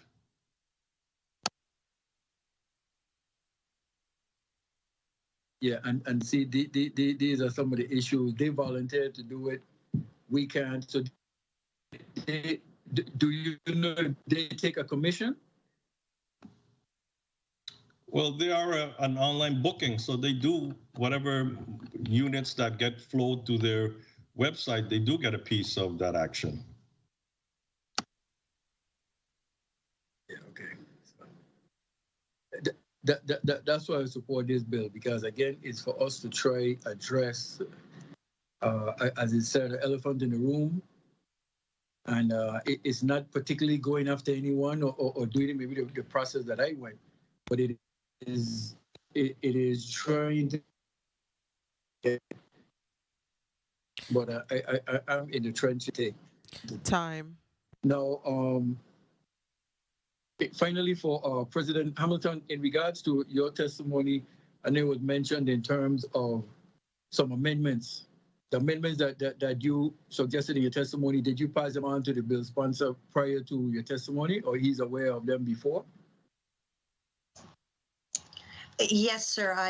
Senator Carrion did have this discussion with me, showed me the bill prior, and I had voiced my concern at that time about the verbiage. Okay, thank you for that. Thank you for the time, Mr. Chair.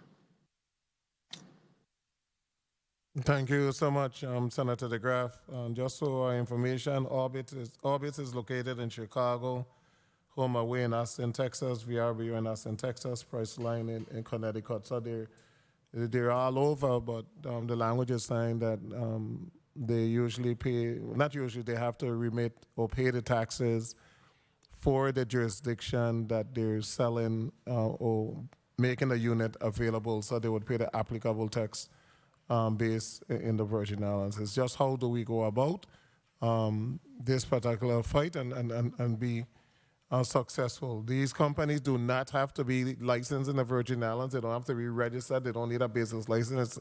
It's an online platform. It's like you ordering from Amazon. It's a platform. You know, so it is how are we able to get that. We did have a senator here that tried to deal with this platform, and he almost got run out of the room. But this one is different because somebody else is paying that is coming in to visit. So I don't think that this senator will get run out the room for this one. Senator Fred Gregory, you're recognized. Thank you, Mr. Chair, and good afternoon to the testifiers. And good afternoon, colleagues. So I listened to the testimony of all of the testifiers this afternoon, and I certainly believe that this measure is in fact a good measure. However, I think it's important that we flesh it out a lot more. I think there's a lot of work to do on it. I want to commend the Ms. Mrs. Alani Henneman Todman for her recommendations to the bill. I think that your advantages and disadvantages to the bill was on point. But let me ask you, Mrs. Henneman Todman, from your perspective, does the pros of this bill outweigh the cons? Based on what you've laid out, I mean, you've done a good job of laying out some of the challenges as well as the advantages around, I don't know that, around moving a legislation, not necessarily moving a legislation as it is presented today. That's what I gathered from your testimony. Good afternoon again, Alani Henneman Todman for the record. I think that, you know, increasing the revenue for the territory is critical. And I also believe that, you know, if we do it in the right way, it will balance the pros and the cons. We don't want to be overly aggressive to the point where people revert from the territory. But if we use the law as the basis, as outlined, with each individual platform, we should be able to garner what is deemed to the territory and still find that balance where they still want to work within the territory.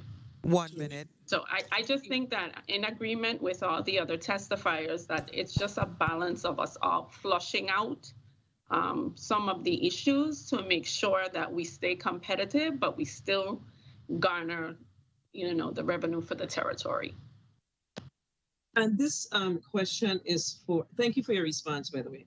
This question is for, because you talked about the backlash. So that's something that we definitely have to be mindful of and mitigating. But let me ask IRB or Department of Licensing and Consumer Affairs. There's no one here from the Department of Finance. So let me just ask, what do we see as the anticipated revenues we would be able to collect if we were to move forward with a measure that would require these entities to pay taxes in the Virgin Islands? Time. Have we given that any consideration? This is Jolie, Director of IRB. I don't have a quantifiable number, but if you listen to the earlier testimonies with the one model that we do have exists, we're talking significant dollars. And at the end of the day, you know, you guys know my perspective, you know, my position. I get the whole non-aggressive approach, but the law says if you're here for less than 90 days, you pay a hotel tax, period. Whatever the case is, and then it's unfair to the local establishments who do charge it. So now you're then giving an edge to folks to not pay it because we don't want to scare them off necessarily. No way. Yes, I know that would have been your response, and I have to wholeheartedly agree with you. I think my time was called, but Mr. Chair, if you would allow me, I have one more question for Go ahead. Miss. Go ahead and proceed. Miss Hamilton. Hi, Lisa. How are you today? Good afternoon, Senator. Good afternoon. You made a comment in your testimony around the fact that companies such as Delta Vacations, Appalachia Group, etc., are currently paying their taxes, and they receive the Internal Revenue are receiving those taxes on the 30th of the following month from when a guest arrives at his or her hotel. What is your concern around us codifying what's required of them? Well, I reached out to Apple Leisure Group, is arguably the largest traditional wholesaler that is out there right now. I reached out to their vice president as well as the gentleman within Expedia who was a key factor in setting up Vrbo for Expedia back when they took them over to around the world or in the U.S. or the Caribbean that they work with, if they had any individual agreements with said governments, and they said they did not, and they did not really have the systems in place to do that. For years, they've gone directly to the hotels and have those individual agreements, and they said that they would find it really hard to make an accommodation for one specific destination on that topic. That's completely, it kind of gets a little confusing because of Expedia owning Vrbo. But when I talk about Expedia in my legislation, I'm talking about Expedia as the online travel agency versus their ownership of Vrbo, the shared economy. I think you're muted, Senator. Senator Gregory? I think I'm being muted. Yeah, sorry about that. So I heard the testimony from the other testifiers as well as yourself.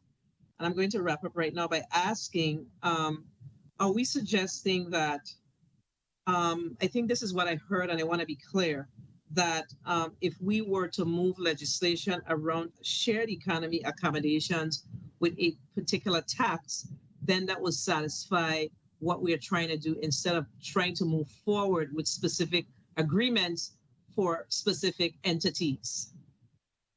Is that the message that was today? Understood. All right, thank you for the time, Mr. Chair. I totally understand, and I do believe that while I am in support of this measure, I think that there is additional work that needs to be done. So it takes some of the burden off of the Bureau of Internal Revenue. To go back to the discussion that was had, or the conversation that was had earlier about the online online taxation, if you will. This is basically what you're saying, that we will be able to, what we can do is require the shared economy accommodations a specific tax, and that will resolve the issue overall without agreements. Thank you for the time, Mr. Chair. Okay, thank you. Thank you so much. So, Mr. President Hamilton, most of the online platforms, they're booking more homes or also booking quite a bit of hotels? Well, the Airbnb and Vrbo started, I guess the Assistant Commissioner can help me with this, but they started to sell some hotel room accommodations about 3 or 4 years ago, some of the smaller hotels. But for the most part, those platforms are selling individual homes or villas versus the traditional online travel who now use the internet as their platform. But those guys, you know, they've been doing it the right way all along. And for decades, they've had the agreements and remitting it. It's the shared economy that hasn't. And I think it's worth noting that Airbnb was very strategic when they came to the table. They hit all the destinations in the Caribbean in 2016, 2017, wanting to get a strategic agreement with the government so that they would be doing the right thing versus their competition, and in hopes that the destinations would say, we're only going to do business with those companies that take our money, that are remitting the taxes. So they're nice guys, but there was a strategic reason behind them doing it. They wanted to try to get a leg up on the other shared economy people. It's a good thing, and the others should comply with it, but that was. Okay, totally understand. Well, thank you. Frozen. Okay, you're back. Right. Good. Thank you so much. Senator Francis, you're recognized. Thank you very much, Mr. Chair, and good afternoon. And thank everyone for their testimony thus far. And this is a complex issue that I believe that really needs to be properly and carefully worked out so that we could make the best decision on this particular measure. The bill certainly makes good sense, and the mechanics of it is what needs to be addressed, so that we could make sure that we're moving good legislation forward. I wanted to ask Dr. Degazan in respect to hotel room versus Airbnb, villas, VRBO. Do you have a perspective of exactly what those room number of rooms represent? Can you hear me? We can, yes. Go ahead. Okay. So we don't have it broken down by rooms, villas, at hotel. We separate hotels and then we have the rooms, villas, and other accommodations. And I guess those goes under the Airbnb, et cetera, outside of the normal hotel numbers that we get. So that's why I was able to say specifically in the testimony that that section increased 39.7%. Okay. And in regards to the platform, Expedia, Orbit, and similar platforms, do you have an idea how many of our hotel room is attributed to those platforms? No, we do not have that specific data, but that's the type of information I need and have submitted some legislation. I'm waiting to hear back from you senators on that. We need to be able to expand the way that we collect. And also one of the recommendations that I made in this bill is that we have to also make sure we speak to 1 minute. how we collect the specific data and that's shared with the GVI. So even with this particular piece of legislation, we have to make sure that the reporting, the sharing of data is specifically addressed as well. And do you know if whether or not timeshares could disguise themselves as any of or they're selling timeshares to maybe either Airbnb or in fact the Expedia Orbit? Do you know if that is done? I will say yes, and that's why we have based on what I'm reading and how we put our information together, that is included in the other accommodations. So we try to get a whole look at all of the rooms, whether it's hotels or from the other section. So I would say yes. You know, when there we would be some timeshare in there. when we were vetting the measure, the bill regarding Airbnb and VRBO, we were told at that time that we're leaving money on the table, and that's an area that we really need to focus in on. And we're hoping that all of the necessary entities, we all live here, whether it's the private sector or the public sector, and we just got to find that mechanism by which we're able to hone in and what will be required for us to be able to collect what's due to this government in terms of building revenues. Time. In typing class, Mr. Chair, if I just wrap up. In typing class, they often talk about now is the time for all good men to come to the aid of their country. And when you talk about taxation, people ain't coming to the aid of the country that way. We have to find that mechanism by which we're able to hold people accountable and responsible, because they ain't volunteering. And when we talk about self-reporting, self-regulating, that is a problem, Mr. Lee. That is a problem, and we have to find the legislation and mechanism by which we are holding people accountable for paying their dues. So, if nothing else, I'm hoping that the public sector, the private sector could really come together, as well as the legislature, to really be able to fine-tune this particular piece of legislation, because we need to be able to collect every revenue that's out there that could benefit the people of the Virgin Islands. Thank you very much, Mr. Chairman, for the time. I commend the bill sponsor for being brave enough to move forward with this piece of legislation. Thank you, Senator Francis. I just typed in St. Croix on the bookings.com and looked at a 3-bedroom, 2-bath house. And when I click for the price, it's coming up $972 plus $383 for taxes and charges. So I think one of the first things we're going to, or need to be done internally, because I know what our tax guy is going to say, we need to determine as to whether bookings.com and all of these other entities, if they remit any taxes to the GVI, and then from there, we could have that discussion with the Department of Justice, the Attorney General, because you have the platforms, and if you look at the litigation that's online, they're outlined in the litigation, Priceline, Expedia, Orbit, Hotel.com, they're all outlined. And if we pull up enough of the litigation, you can see how many of these companies different municipalities went after And this could probably quadruple the monies we're collecting from Airbnb very easily. Senator Johnson, you recognize. Good afternoon, Mr. Chair. Good afternoon to the testifiers and viewing and listening audience. I must say today have been a pretty much a learning lesson for me here. Listening to the testifiers and listening to the kind of money that's on the table and how we have to pretty much maneuver our way around getting it. It's going to be quite interesting, and I must say, thanks to the sponsor of this bill, as they said, to having that courage to go forward.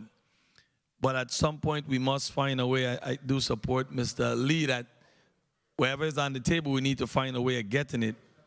It's going to take a lot of collaborative working together to make sure that we find the right way to approach it and not leave nothing on the table.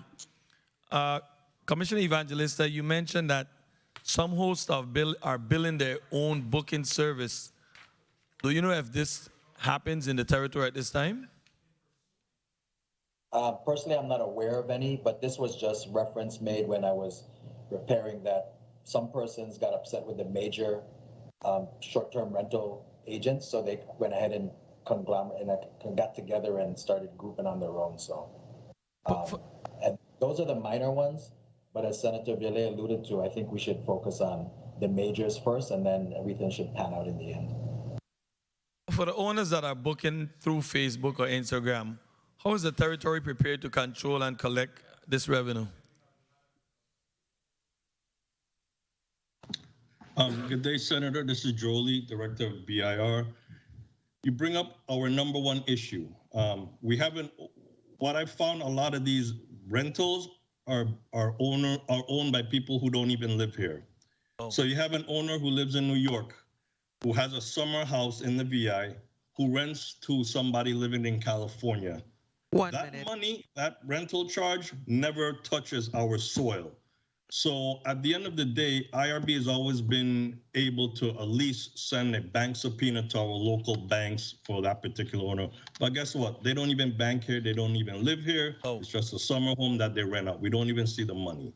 So that is a problem that I have yet to be able to figure out, because we don't have any teeth to do anything. We can't subpoena a bank out of state unless we hire a local attorney in that jurisdiction. So that's like number one issue. But to piggyback on what Senator Villet said quickly, even though they're charging that percentage, remember, it's still the responsibility of the homeowner to remit that tax, which most of the time I am confident that they are remitting the tax individually, not relying on the booking agency to remit. So the booking agency passes that tax on because it's paid by the guests, and then remits those funds to the owner. The owner then comes in and pays that hotel tax. So it's not that they're collecting it and necessarily the booking agency does not forward it to us. It's not their responsibility. It's still the tax owner, the homeowner. Thank you very much. Again, I say to the author of this piece of legislation, sponsor, that it's a real good piece of legislation. We just probably have some little fine tuning to do, but we definitely need to go out there and see what we can do and not be afraid of challenging and see what we can pick up off the floor. Too much bucks just walking away from us. And, you know, you'll hear the residents and people in the community, you're always taxing, we find somebody else to tax. And then this piece of legislation does not affect the average common man here, but folks who are making money through this territory that we need to go our fair share. Thank you very much for the time, Mr. Chair. Thank you so much, Senator Johnson. I know that about a couple of years ago, I had a discussion with a homeowner, and he owned a home in Cotton Valley and one in Shoy. And he lives here for like 3 months a year. And he said, listen, I rent those homes out and I easily collect 100,000 plus from those 2 homes.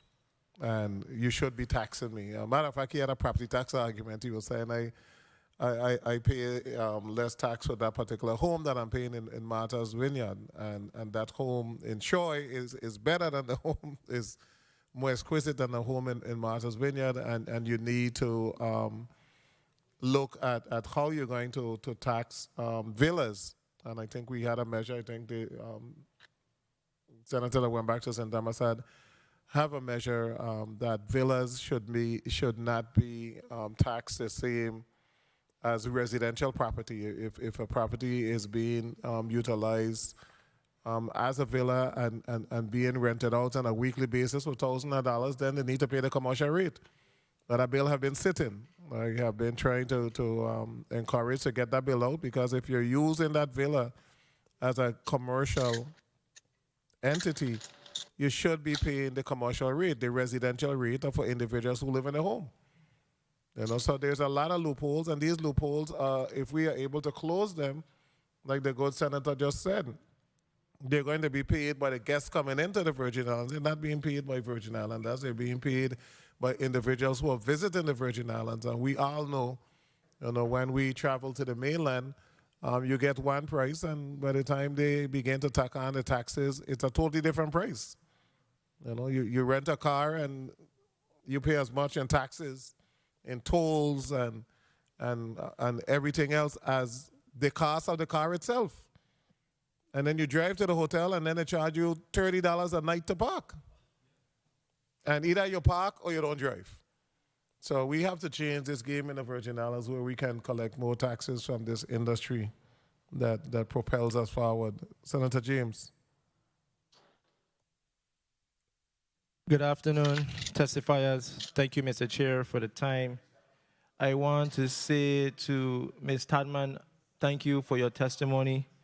I really love the recommendations that you brought forward to this body.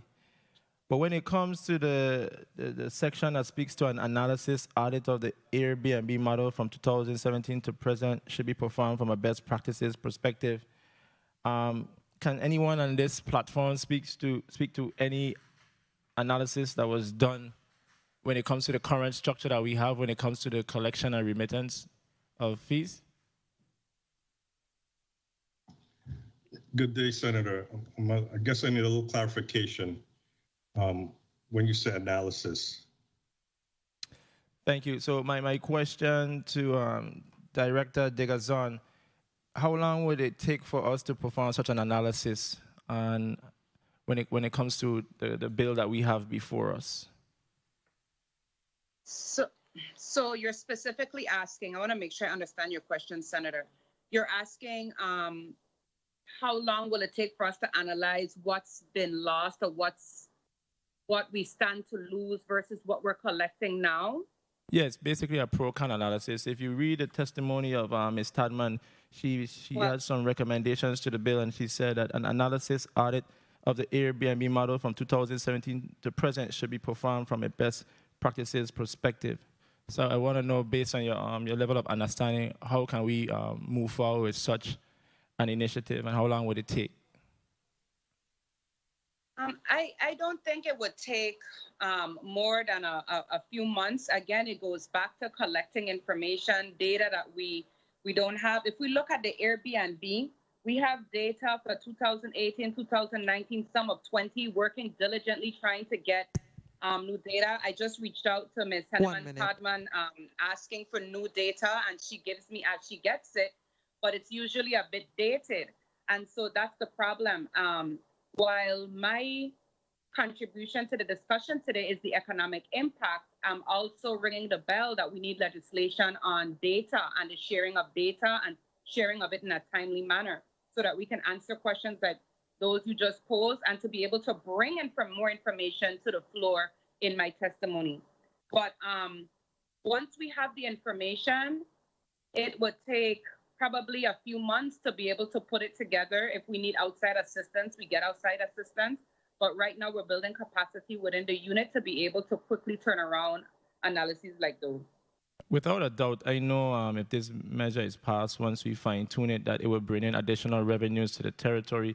But moving forward, I just really hope when we have bills of this magnitude and such an impact that we can have a clear path based on clear data, accurate data, so we can have an idea of the projections, possible projections if enacted. And my question to Director Lee, in section 2 of the bill, Bill 34-0070, time. It says No later than 90 days after the effective date of this act, the Director of the Virgin Islands Bureau of Internal Revenue shall enter into an agreement with all travel organizations that offer sleeping accommodations in the Virgin Islands. My question, in absence of this bill, what stops the Director of the Virgin Islands Bureau of Internal Revenue from entering into agreements? We don't have any jurisdiction as it stands right now. So we could ask nicely, but remember the current model of Airbnb was driven not from a tax perspective, but from a collaborative marketing strategic position. But as it stands right now, we don't have any jurisdictional ability to enforce that. And my follow-up question to that is, with Section 2 of the bill, where it speaks to y'all shall enter into an agreement, would that create jurisdiction? Because I know in your testimony you mentioned that. Okay. We don't have powers to enter into agreement unless they willingly want to, because they want to be nice. We don't have any enforcement. We don't have any, you know what I mean, any authority to demand them to enter into agreement. All right. So it's basically wishful thinking, hoping and praying that they would jump on board. So nothing stops us right now from having those conversations and having individuals willingly enter into agreements. Yes, we can. Just want to make it clear. I don't want to abuse my time because the chair has been very lenient with me, but I want to make sure that when we pass legislation, that in the absence of it, can we still accomplish the mission? And the answer today is yes. Thank you, Mr. Chair, for the time. Thank you, Senator James. It's clear that in other jurisdictions that they have filed court cases to make them comply with what is a local law. And you can go online and see all of the various entities that book to the Virgin Islands, so they would have to show proof to comply with the law as passed. And that is why we need to make sure that we have the requisite language that once we pass it, then after internal revenue makes and I don't know if it'll be internal revenue either because they're tax collector, but after we make the inquiry to that online platform to pay with clear legislation that mandates that they have to pay that particular fee. If they ignore the entity, what is internal revenue, if they ignore that request, then we have a legal case that we could file. We have a lot of case history that we can follow, but definitely it's needed, and they have complied in many jurisdictions. So there's no reason why they won't comply in one of the greatest spots to visit in the entire Caribbean and the entire world. The Virgin Islands is a great tourist destination. Senator Carrion. Thank you, Mr. Chair. And I want to thank testifiers. I would like to address a few things. Give me one minute, Senator Carrion. I think Senator Francis Heilaga is still there. Senator Francis Heilaga, go ahead. You're recognized. Thank you very much. I appreciate it. I wanted to ask a question along the lines of what was being discussed, specifically when it comes to what happens if potentially we pass this law and then we go to the table to negotiate and they still refuse. Have we in the last, 4 years since under the MAP administration, anything was created with the agreement, have we attempted to set up a plan to go after any of these other large companies? Or we're now only going to be relying on this piece of legislation to kick it into first gear? Well, I'll speak for BIR. This is Jolie. At the end of the day, once again, the taxpayer, the homeowner is the responsible party. We are now injecting a middleman to do that work for them. I guess as the good Senator Violet said, I'm in a weird situation in the sense that I can only go after the person who's fully responsible to the taxpayer. Somebody wants to step in and help facilitate, I'm all for it. But I can't force that person to do that. And well, I think all of that aspect we gathered. I think for me, I'm trying to see If we took the time out as a government to do it previously and we saw revenues coming in, why wasn't this something that as a government we tapped into, absent of current legislation that we're trying to potentially pass now? And one of my other colleagues spoke to, as you said, nothing stopping us from doing it right now. For example, if they choose once again to say no, are we in a position to try to finesse and bring them to the table and really have these conversations? Or we're in a hands-off situation where it's something we really don't want to touch? Because I'm trying to understand why it wasn't done. And even if this legislation happens, how do we as a government really finesse the situation to get it accomplished? Good afternoon, Senator Francis Heiliger, Commissioner Evangelista from DLCA. If I may, on your time, or if we can have a couple of minutes. So the question was, what happens going forward? You have a volunteer agreement that was entered into with a major player. You have major players in the arena. And what I want to share with you is Department of Licensing and Consumer Affairs introduced the short-term rental business license to accommodate those other entities who are engaged in this industry. But I'm going to allow Director Graham of the Division of Licensing to share with you what DLCA started going down the road prior to my arrival, to share with you what else can be done. It just has a cost to it, if I may. Thank you so much for that. Yeah, good evening, Horace Graham, Director, Division of Licensing. Good evening, all. One of the areas that we recognized very early on as this process was unfolding, we recognized that we would not have to be flying in the dark in order to regulate or to be able to, I would say, force compliance or ensure compliance.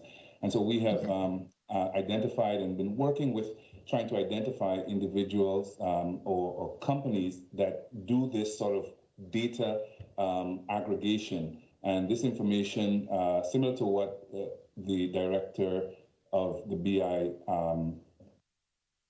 Bureau of Information Research was indicating, that information is actually available. There are some entities that that do this. They will gather all the data and tell you who are the players. I cannot give the name of the entity because we had started a discussion with them and that never completed, but I can tell you very clearly that they're able to see which properties on the islands of St. Croix, St. Thomas, and St. John are engaged in short-term rental, and who they are, how many nights they've rented, etc. And that kind of information becomes a buttress to our whether it's the IRB, the DLCA from a licensing standpoint, and other entities. So I think the issue is really data acquisition and then moving with that towards compliance. And when we look at the numbers, if we see that the amount remitted matches the amounts that we are, the numbers of individuals that are playing, then we could say, okay, well, we don't need to force individual licenses.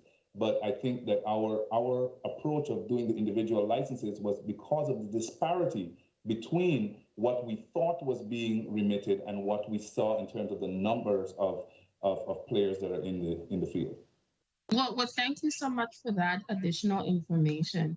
I think my time was called, but I appreciate all the information today, and we'll. If you had a next question, go ahead and ask it, Senator. You had a next question? Well, I think I'll leave it at that for now, based on the information that I've gathered, and I will do some research on my own as well. Thank you so much. Okay, thank you so much. Point of inquiry, Senator James.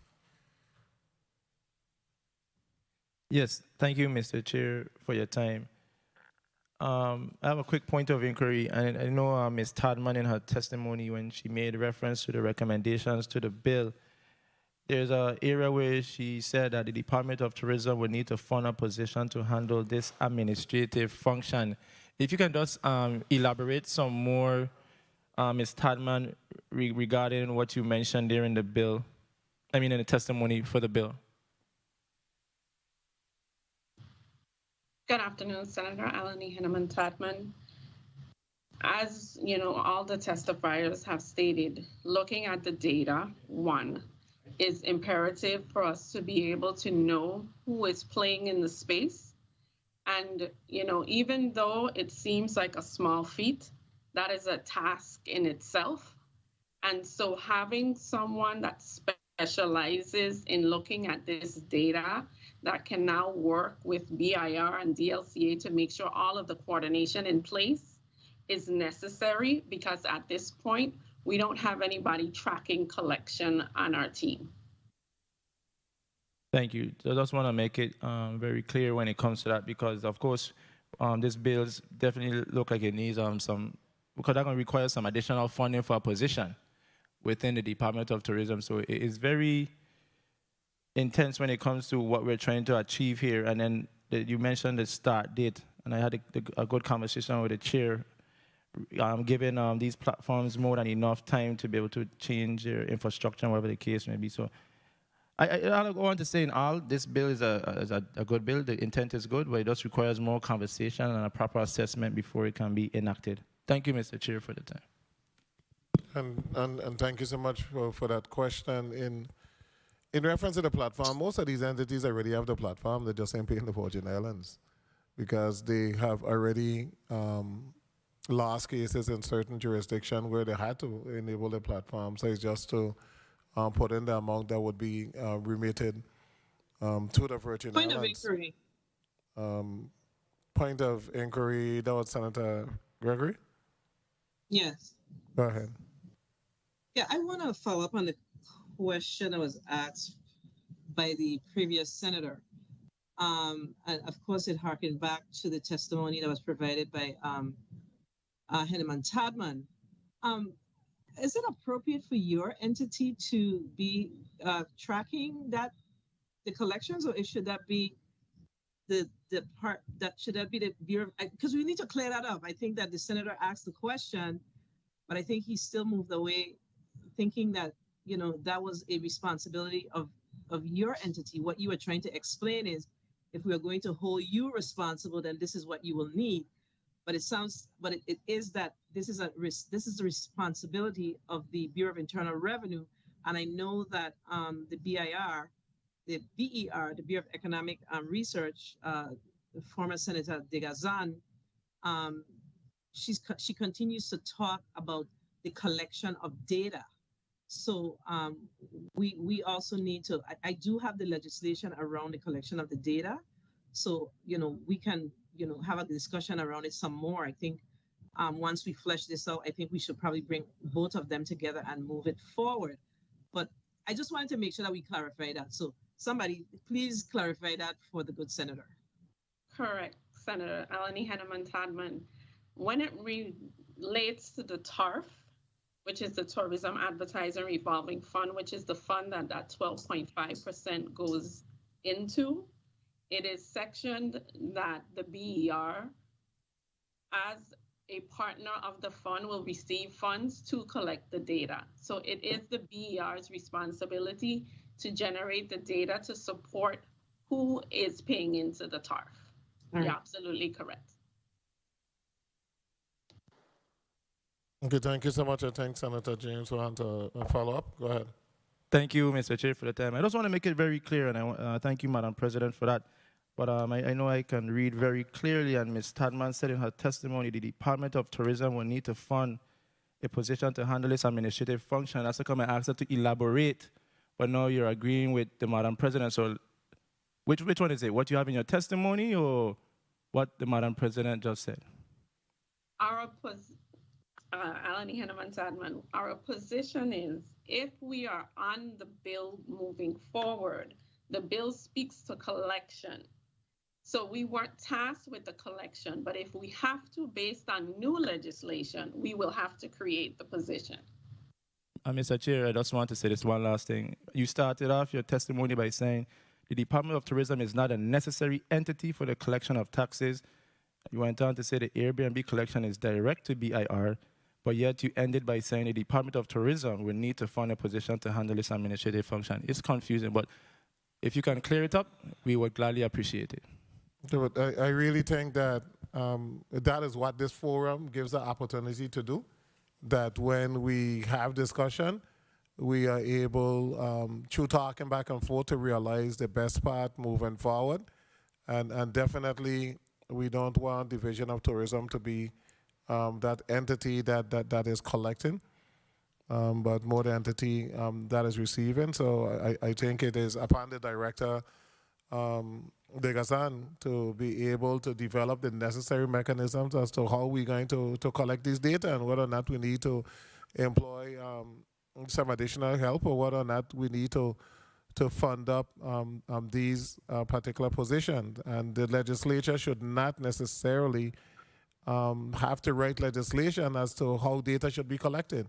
You know, some of those decisions have to be done on the executive level, where the various departments know that it is their responsibility to submit the requisite data to the Bureau of Economic Research. I mean, Madam President, we had this conversation in Florida, in Fort Lauderdale, in reference to the responsibility of getting data and you know, the loss of the Virgin Islands is facing by not having adequate data. And we heard entities there that said, well, nobody asked me. We could provide the data. We could tell you exactly what is coming in every container to the Virgin Islands, how much chicken you import, how much this you import. And from there, we will be able to generate the necessary approach to a lot of the issues that are facing us. But I'm going to allow senators, if you have a burning question. Senator DeGraff, you've been there. You have any other concerns that you had? Senator. No, right now I'm good. Thank you. Oh, well, 1 minute. I think Director Degazan wanted to put something on the record. Yes. This is very engaging, listening to all the discussion about data. At the very beginning, when I first took on this role, we submitted several pieces of legislation right off the cuff to make it a little more seamless in getting data. For this, in speaking to Senator James, I clearly understood his question, and I also understood the way that Assistant Commissioner Henneman Todman answered. So it's a three-prong approach. We have to figure out the collection piece of the money, how that's going to happen. Of course, IRB. We have to figure out the data piece, how we're going to get that information to us so that we can be able to report the data on time and make sure the revenues are in line with what IRB reports that they're collecting, but also tourism to help us identify who's renting, who's selling, who's coming to the territory. So even though her answer was there's an administrative burden, no matter how you spin it, there's still going to be more work on tourism's part because now they need to zone in a little more there. But we also always need to consider that we need to increase capacity with the Bureau of Economic Research, and that's why the Tourism Revolving Fund is so important. That's where we use the money to deal with our data, to get data, to analyze data. So I just want to put it out there that, you know, I'm going to rely on my on the Senate to look at those legislation and to help us out with getting the data. And most recently, we have started identifying a point of contact for data at each government agency so that we can start building a more robust pipeline of the data that we have. So we're completely in line with what you're reporting, Mr. Chair. Thank you so much. Coming, you're going to get all of your say, Senator Carrier. You're going to get everything. I think at times, sitting in the legislature, what we don't want to hear is a plan that is being implemented, not just a paper plan, but we always want to hear, this is what we're doing. We're going to contact these companies by the end of November. If they do not, we're going to give them 60 days to answer. If they don't answer, we need legislation that is language, blah, blah, blah. We're going to call Department of Justice to engage them, but we just want to hear. We don't want to be spinning wheels. You know, this government collected $35,021,281 in hotel occupancy taxes this year. I'm looking at the report right here. $35 million. When Frenchman Reef is closed, Sugar Bay is closed, DV was closed for 9 months of this year. And we collect more money than we have ever collected. And that is a direct result of some of these villas and Airbnb paying the hotel occupancy tax. I mean, the amount that we collect, it is showing you that a number of entities are remitting the tax. Because if the Airbnb is only 2 point something million, then a lot of companies are remitting the tax. We just need to make sure that we don't have any loopholes, because a lot of individuals are paying the money, because we got $35 million and our 500-room Frenchman Reef is closed. Imagine when Frenchman Reef open next year. You know, the kind of monies that we are going to be able to collect. And then imagine if this bill passes and the executive branch run with the bill. Then we're going to have a lot more money. But if the executive branch put it on the shelf and discuss without a collective plan as to how we're going to move forward, then we're going to lose out on the money. Senator DeGraff, got a question? No, Senator, I'm good. Thank you. Thank you, Senator DeGraff. I know Senator Fred Gregory got next question there. Senator Fred Gregory. I don't have another question. I think that, as I said earlier, I think that we need to take some time out to flesh this out some more so we could basically move in the direction that you indicated. It makes no sense to move legislation that is going to create issues with implementation. So we need to make sure that the executive branch is on board and we are able to implement what we push forward. So that's the perspective that I see, and I hope that my colleagues see it that way as well. But definitely this is a legislation that is worth moving forward. But we need to really do some work around the language. And I really think it's simple, the simple work. It's a big lift, but it's simple work as far as the language. Thank you so much. Senator Carrion, you had a question. Colleagues, you're good? Good? Okay, Senator Carrion. Yeah, just a point of information. I just wanted to clarify for the record that the bill does not place the burden on the Department of Tourism to make collection of any funds. What the language speaks is that it's a directive of the Virgin Islands Bureau of Internal Revenue, with the assistance of the Commissioner of the Virgin Islands Department of Tourism, shall enter into an agreement with the travel organizations. So I just want to be clear that the burden doesn't fall, so the public could understand, the burden doesn't fall on the Department of Tourism, but that they would work in collaboration, because the entity that entered into the agreement with Airbnb was the Department of Tourism. And it was the Department of Tourism that started to have those conversations on behalf of the government. So it's important for us to clear that information, so everyone can understand that the role of the department is to be able to assist the Bureau of Internal Revenue in contacting these agencies, like how the Department of Tourism did in 2017, if I'm not mistaken, a year, with Airbnb. So I just wanted to clear that for the record.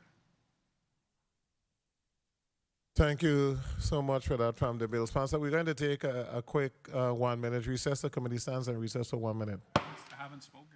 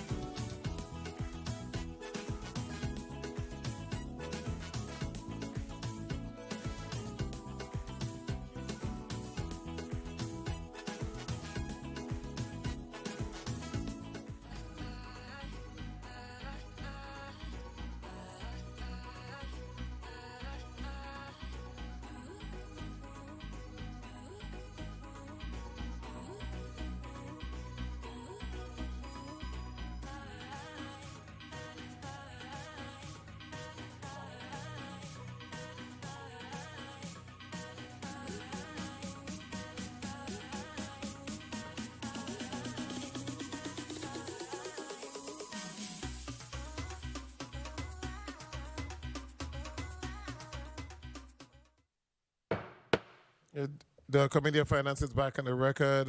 Senator Carrier, I'm going to allow you to put your statements on the record or to pursue your questions. You may proceed. Thank you to the testifiers. The bottom line issue here, first I want to thank the testifiers for their testimonies and also for their recommendations and suggestions that are taken. And we are going to make the necessary amendments and tweak this bill to ensure that we don't have any type of ambiguity within the language and that it's pursue its purpose. But the bottom line here is we are leaving money on the table, and we're leaving millions and millions of dollars on the table, and we need to ensure that we close the gap and in order so that we don't continue to leave money on the table. And I would like to address some of the concerns or suggestions that was brought by the Department of Tourism in the area of disadvantages. And one of them in Senator's testimony, and B, disadvantages. Number one, it says cost appears to be more expensive to travelers. We know that that hasn't been the case with Airbnb. So we could use Airbnb as a model to ensure that when we enter into agreements with other entities or platforms, we have already saw how Airbnb acted with the agreement. So number two, it says potential for lower bookings as some travelers may experience sticker shocks. That has not been the case with Airbnb. Potential for lower booking prices as market reacts to a lower booking.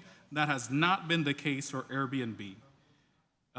It also mentions for online booking platforms that buy and sell bulks, the actual hotel room cost could be less than what was paid for a part of the package purchase, as many of these platforms utilize performance metrics that combine hotels and flights and transportation, meals, etc. So I just want to clear for the record that we saw that these disadvantages that have been presented by the Department of Tourism did not affect in anything Airbnb. Airbnb is still here. And they enter into the agreement, they receive and remit the 12.5%, and it has not affected their customer clientele. To the contrary, they have increased, like we mentioned and we saw in the testimonies, having more clients and selling more. So I just wanted to bring that up to ensure that we had a clear understanding. Also, we're talking about data, and the Department of License and Consumers Affairs Director Graham clearly stated that they have contacted an entity that has data, that has information of the amount of rooms that we have available. And also, so that information is available that we can identify what are the villas, what are the apartments, which houses are the ones that are connected to these platforms and that are not complying with the law that we have established. And with regards to the agreement that the government has with Airbnb, I have a few questions to the commissioner, the assistant commissioner. Do you know what's the term of the agreement? Like, how long is this agreement for?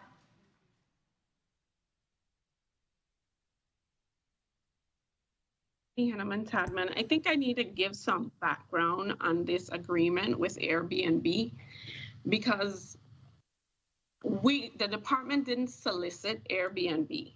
This was a partnership between Airbnb and the territory. And out of them coming to the territory, we have this agreement.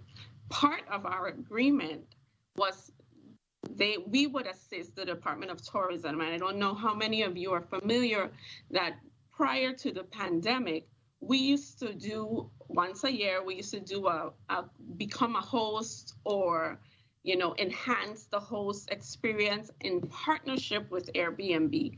And that was a partnership where we did not solicit them, but they actually came to us and for them paying into the 12.5 for the hotel tax, now that they're paying into the TARF, we now were marketing them.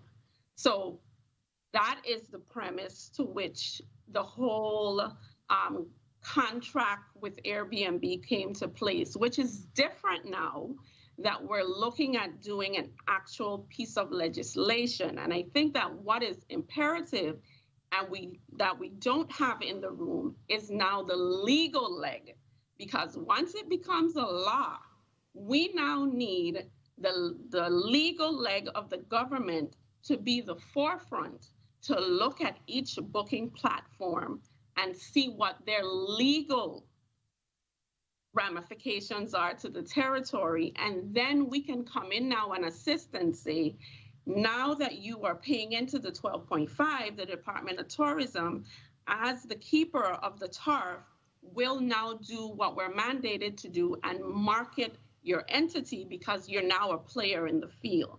So we need to make sure that we're not looking at this as everybody is going to be cut and copy an Airbnb scenario. That's why it's important for us to look at the pros and the cons of that Airbnb contract and see where the shortfalls are, and now use this legislation to tighten the policies and the legal ramifications to ensure we don't leave any monies on the table. Thank you for sharing that. I just wanted to kind of clarify that in this case, we are not creating a new tax. The tax is already existent. We have the law, and the hotel room tax really defines hotel keepers and innkeepers. And in its definition, it means any person, firms, or corporation or partnership or association or enterprise that's administering a hotel as defined in the paragraph. And then you have the definition of what a hotel is, and a hotel also includes structures or group of structures, including buildings, condominiums, timeshares, development, and residence, kept and used, maintained, rented, leased, advertised, or held out to the public to be a place where sleeping accommodations are furnished by day, week, month, or season for pay to guests, whether with or without meals. So we already have something in place within our law. The problem is that we're not pursuing what we have already in place, and we have these entities that are benefiting from the territory but are not contributing their share responsibilities when it comes to taxes. And it creates a disparity because we have the local hotels, the hotels that are here, that are paying their fair share. So we really need to draw the line and ensure that everyone is at an equal level. And what this bill does is asking the director of IRB, along with assistance of, again, Department of Tourism, to pursue and enter into these conversations and agreement with these other entities, because we really have to be proactive in our approach. And there's even more that we can do. If there's a resistance, like how the director mentioned, Director Lee in his testimony, then the government can decide with the Department of Justice if to pursue legally against these companies for failing to abide to what's within our law. But we really need to be proactive in our approach, and we need to collect the taxes that are due to this government, and we can't continue leaving money on the table. Thank you, Mr. Chair, for your time and your leniency.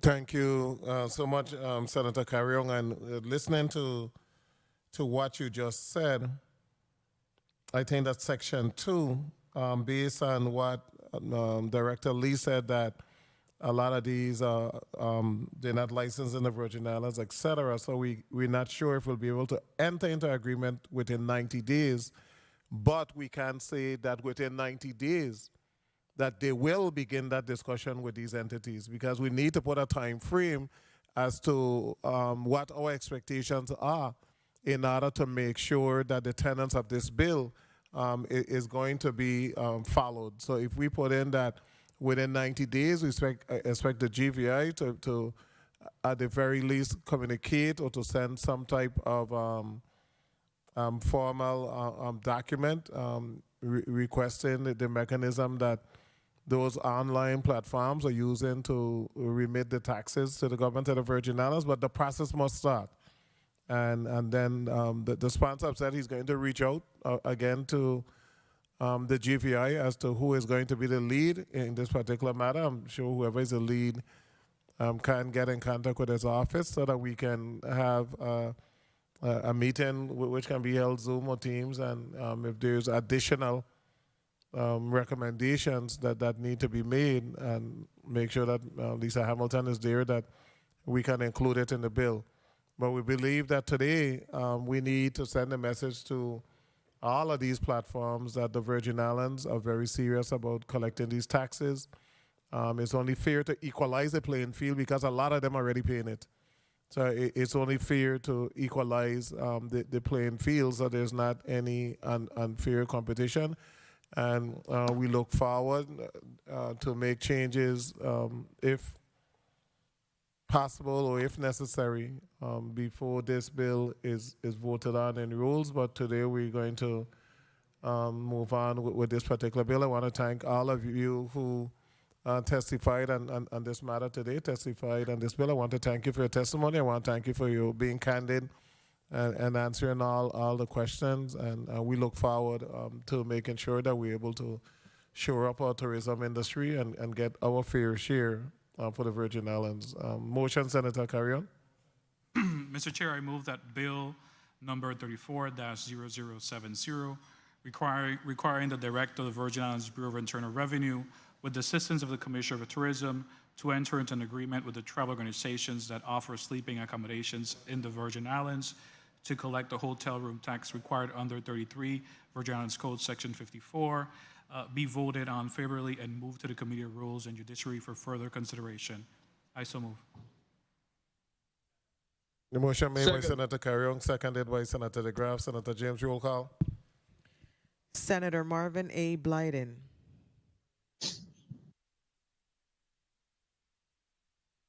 Senator Blyden, absent. Senator Samuel Carrion. Yes. Senator Carrion, yay. Senator Dwayne M. DeGraff. Yes. Yes. Senator DeGraff, yay. Senator Donna A. Fred Gregory. Yes. Senator Fred Gregory, yay. Senator Javon E. James Sr. Senator James Sr., yay. Senator Janelle K. Saru. Senator Saru, absent. Senator Kurt A. Vialet. Yes. Senator Vialet, yay. Mr. Chair, you have 5 yeas, 2 absent. Thank you, Madam Clerk. Bill number 34-0070, an act amending Title 33 Virgin Islands Code, Subtitle 1, Part 1, Chapter 3, Section 54B, relating to the remittance of the hotel room tax to the government from travel organizations, requiring the Director of the Virgin Islands Bureau of Internal Revenue, with the assistance of the Commission of Tourism, to enter into an agreement with all travel organizations that offer sleeping accommodations in the Virgin Islands to collect the hotel room tax required under Title 33, subsection 54, has received a favorable vote in this committee and will be sent to the Committee of Rules and Judiciary for further consideration. Point of personal privilege. I want to thank all of the testifiers. It's been a long day. Committee members, I also want to thank you.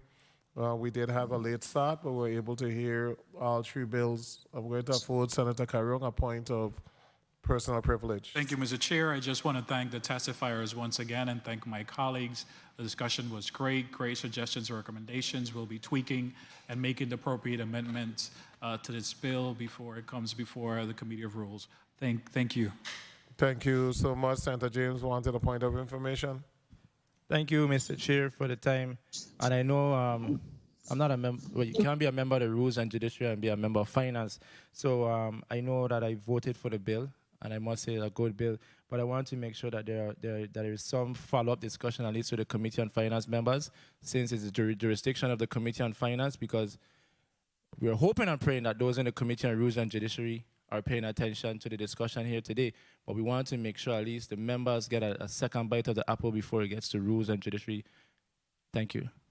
And thank you so much. And the sponsor of the bill have said that he will hold a meeting with the GVI, the members of central government, along with the members of the Finance Committee so that we can all agree on whatever amendments we're going to insert moving forward, because we want to make sure that the amendments are done before the bill is passed in the Rules and Judiciary Committee, so that when it comes to the floor, it's a clean bill. And it's not major changes, it is some minor changes, but we'll get it done. Once again, I really want to thank my colleagues for being here today. We had quite a number of non-committee members who were also here to discuss the various bills. I'll thank my staff for setting up this meeting, media, and the entire central staff of the legislature. Thank you guys for being here. The Committee of Finance is hereby adjourned.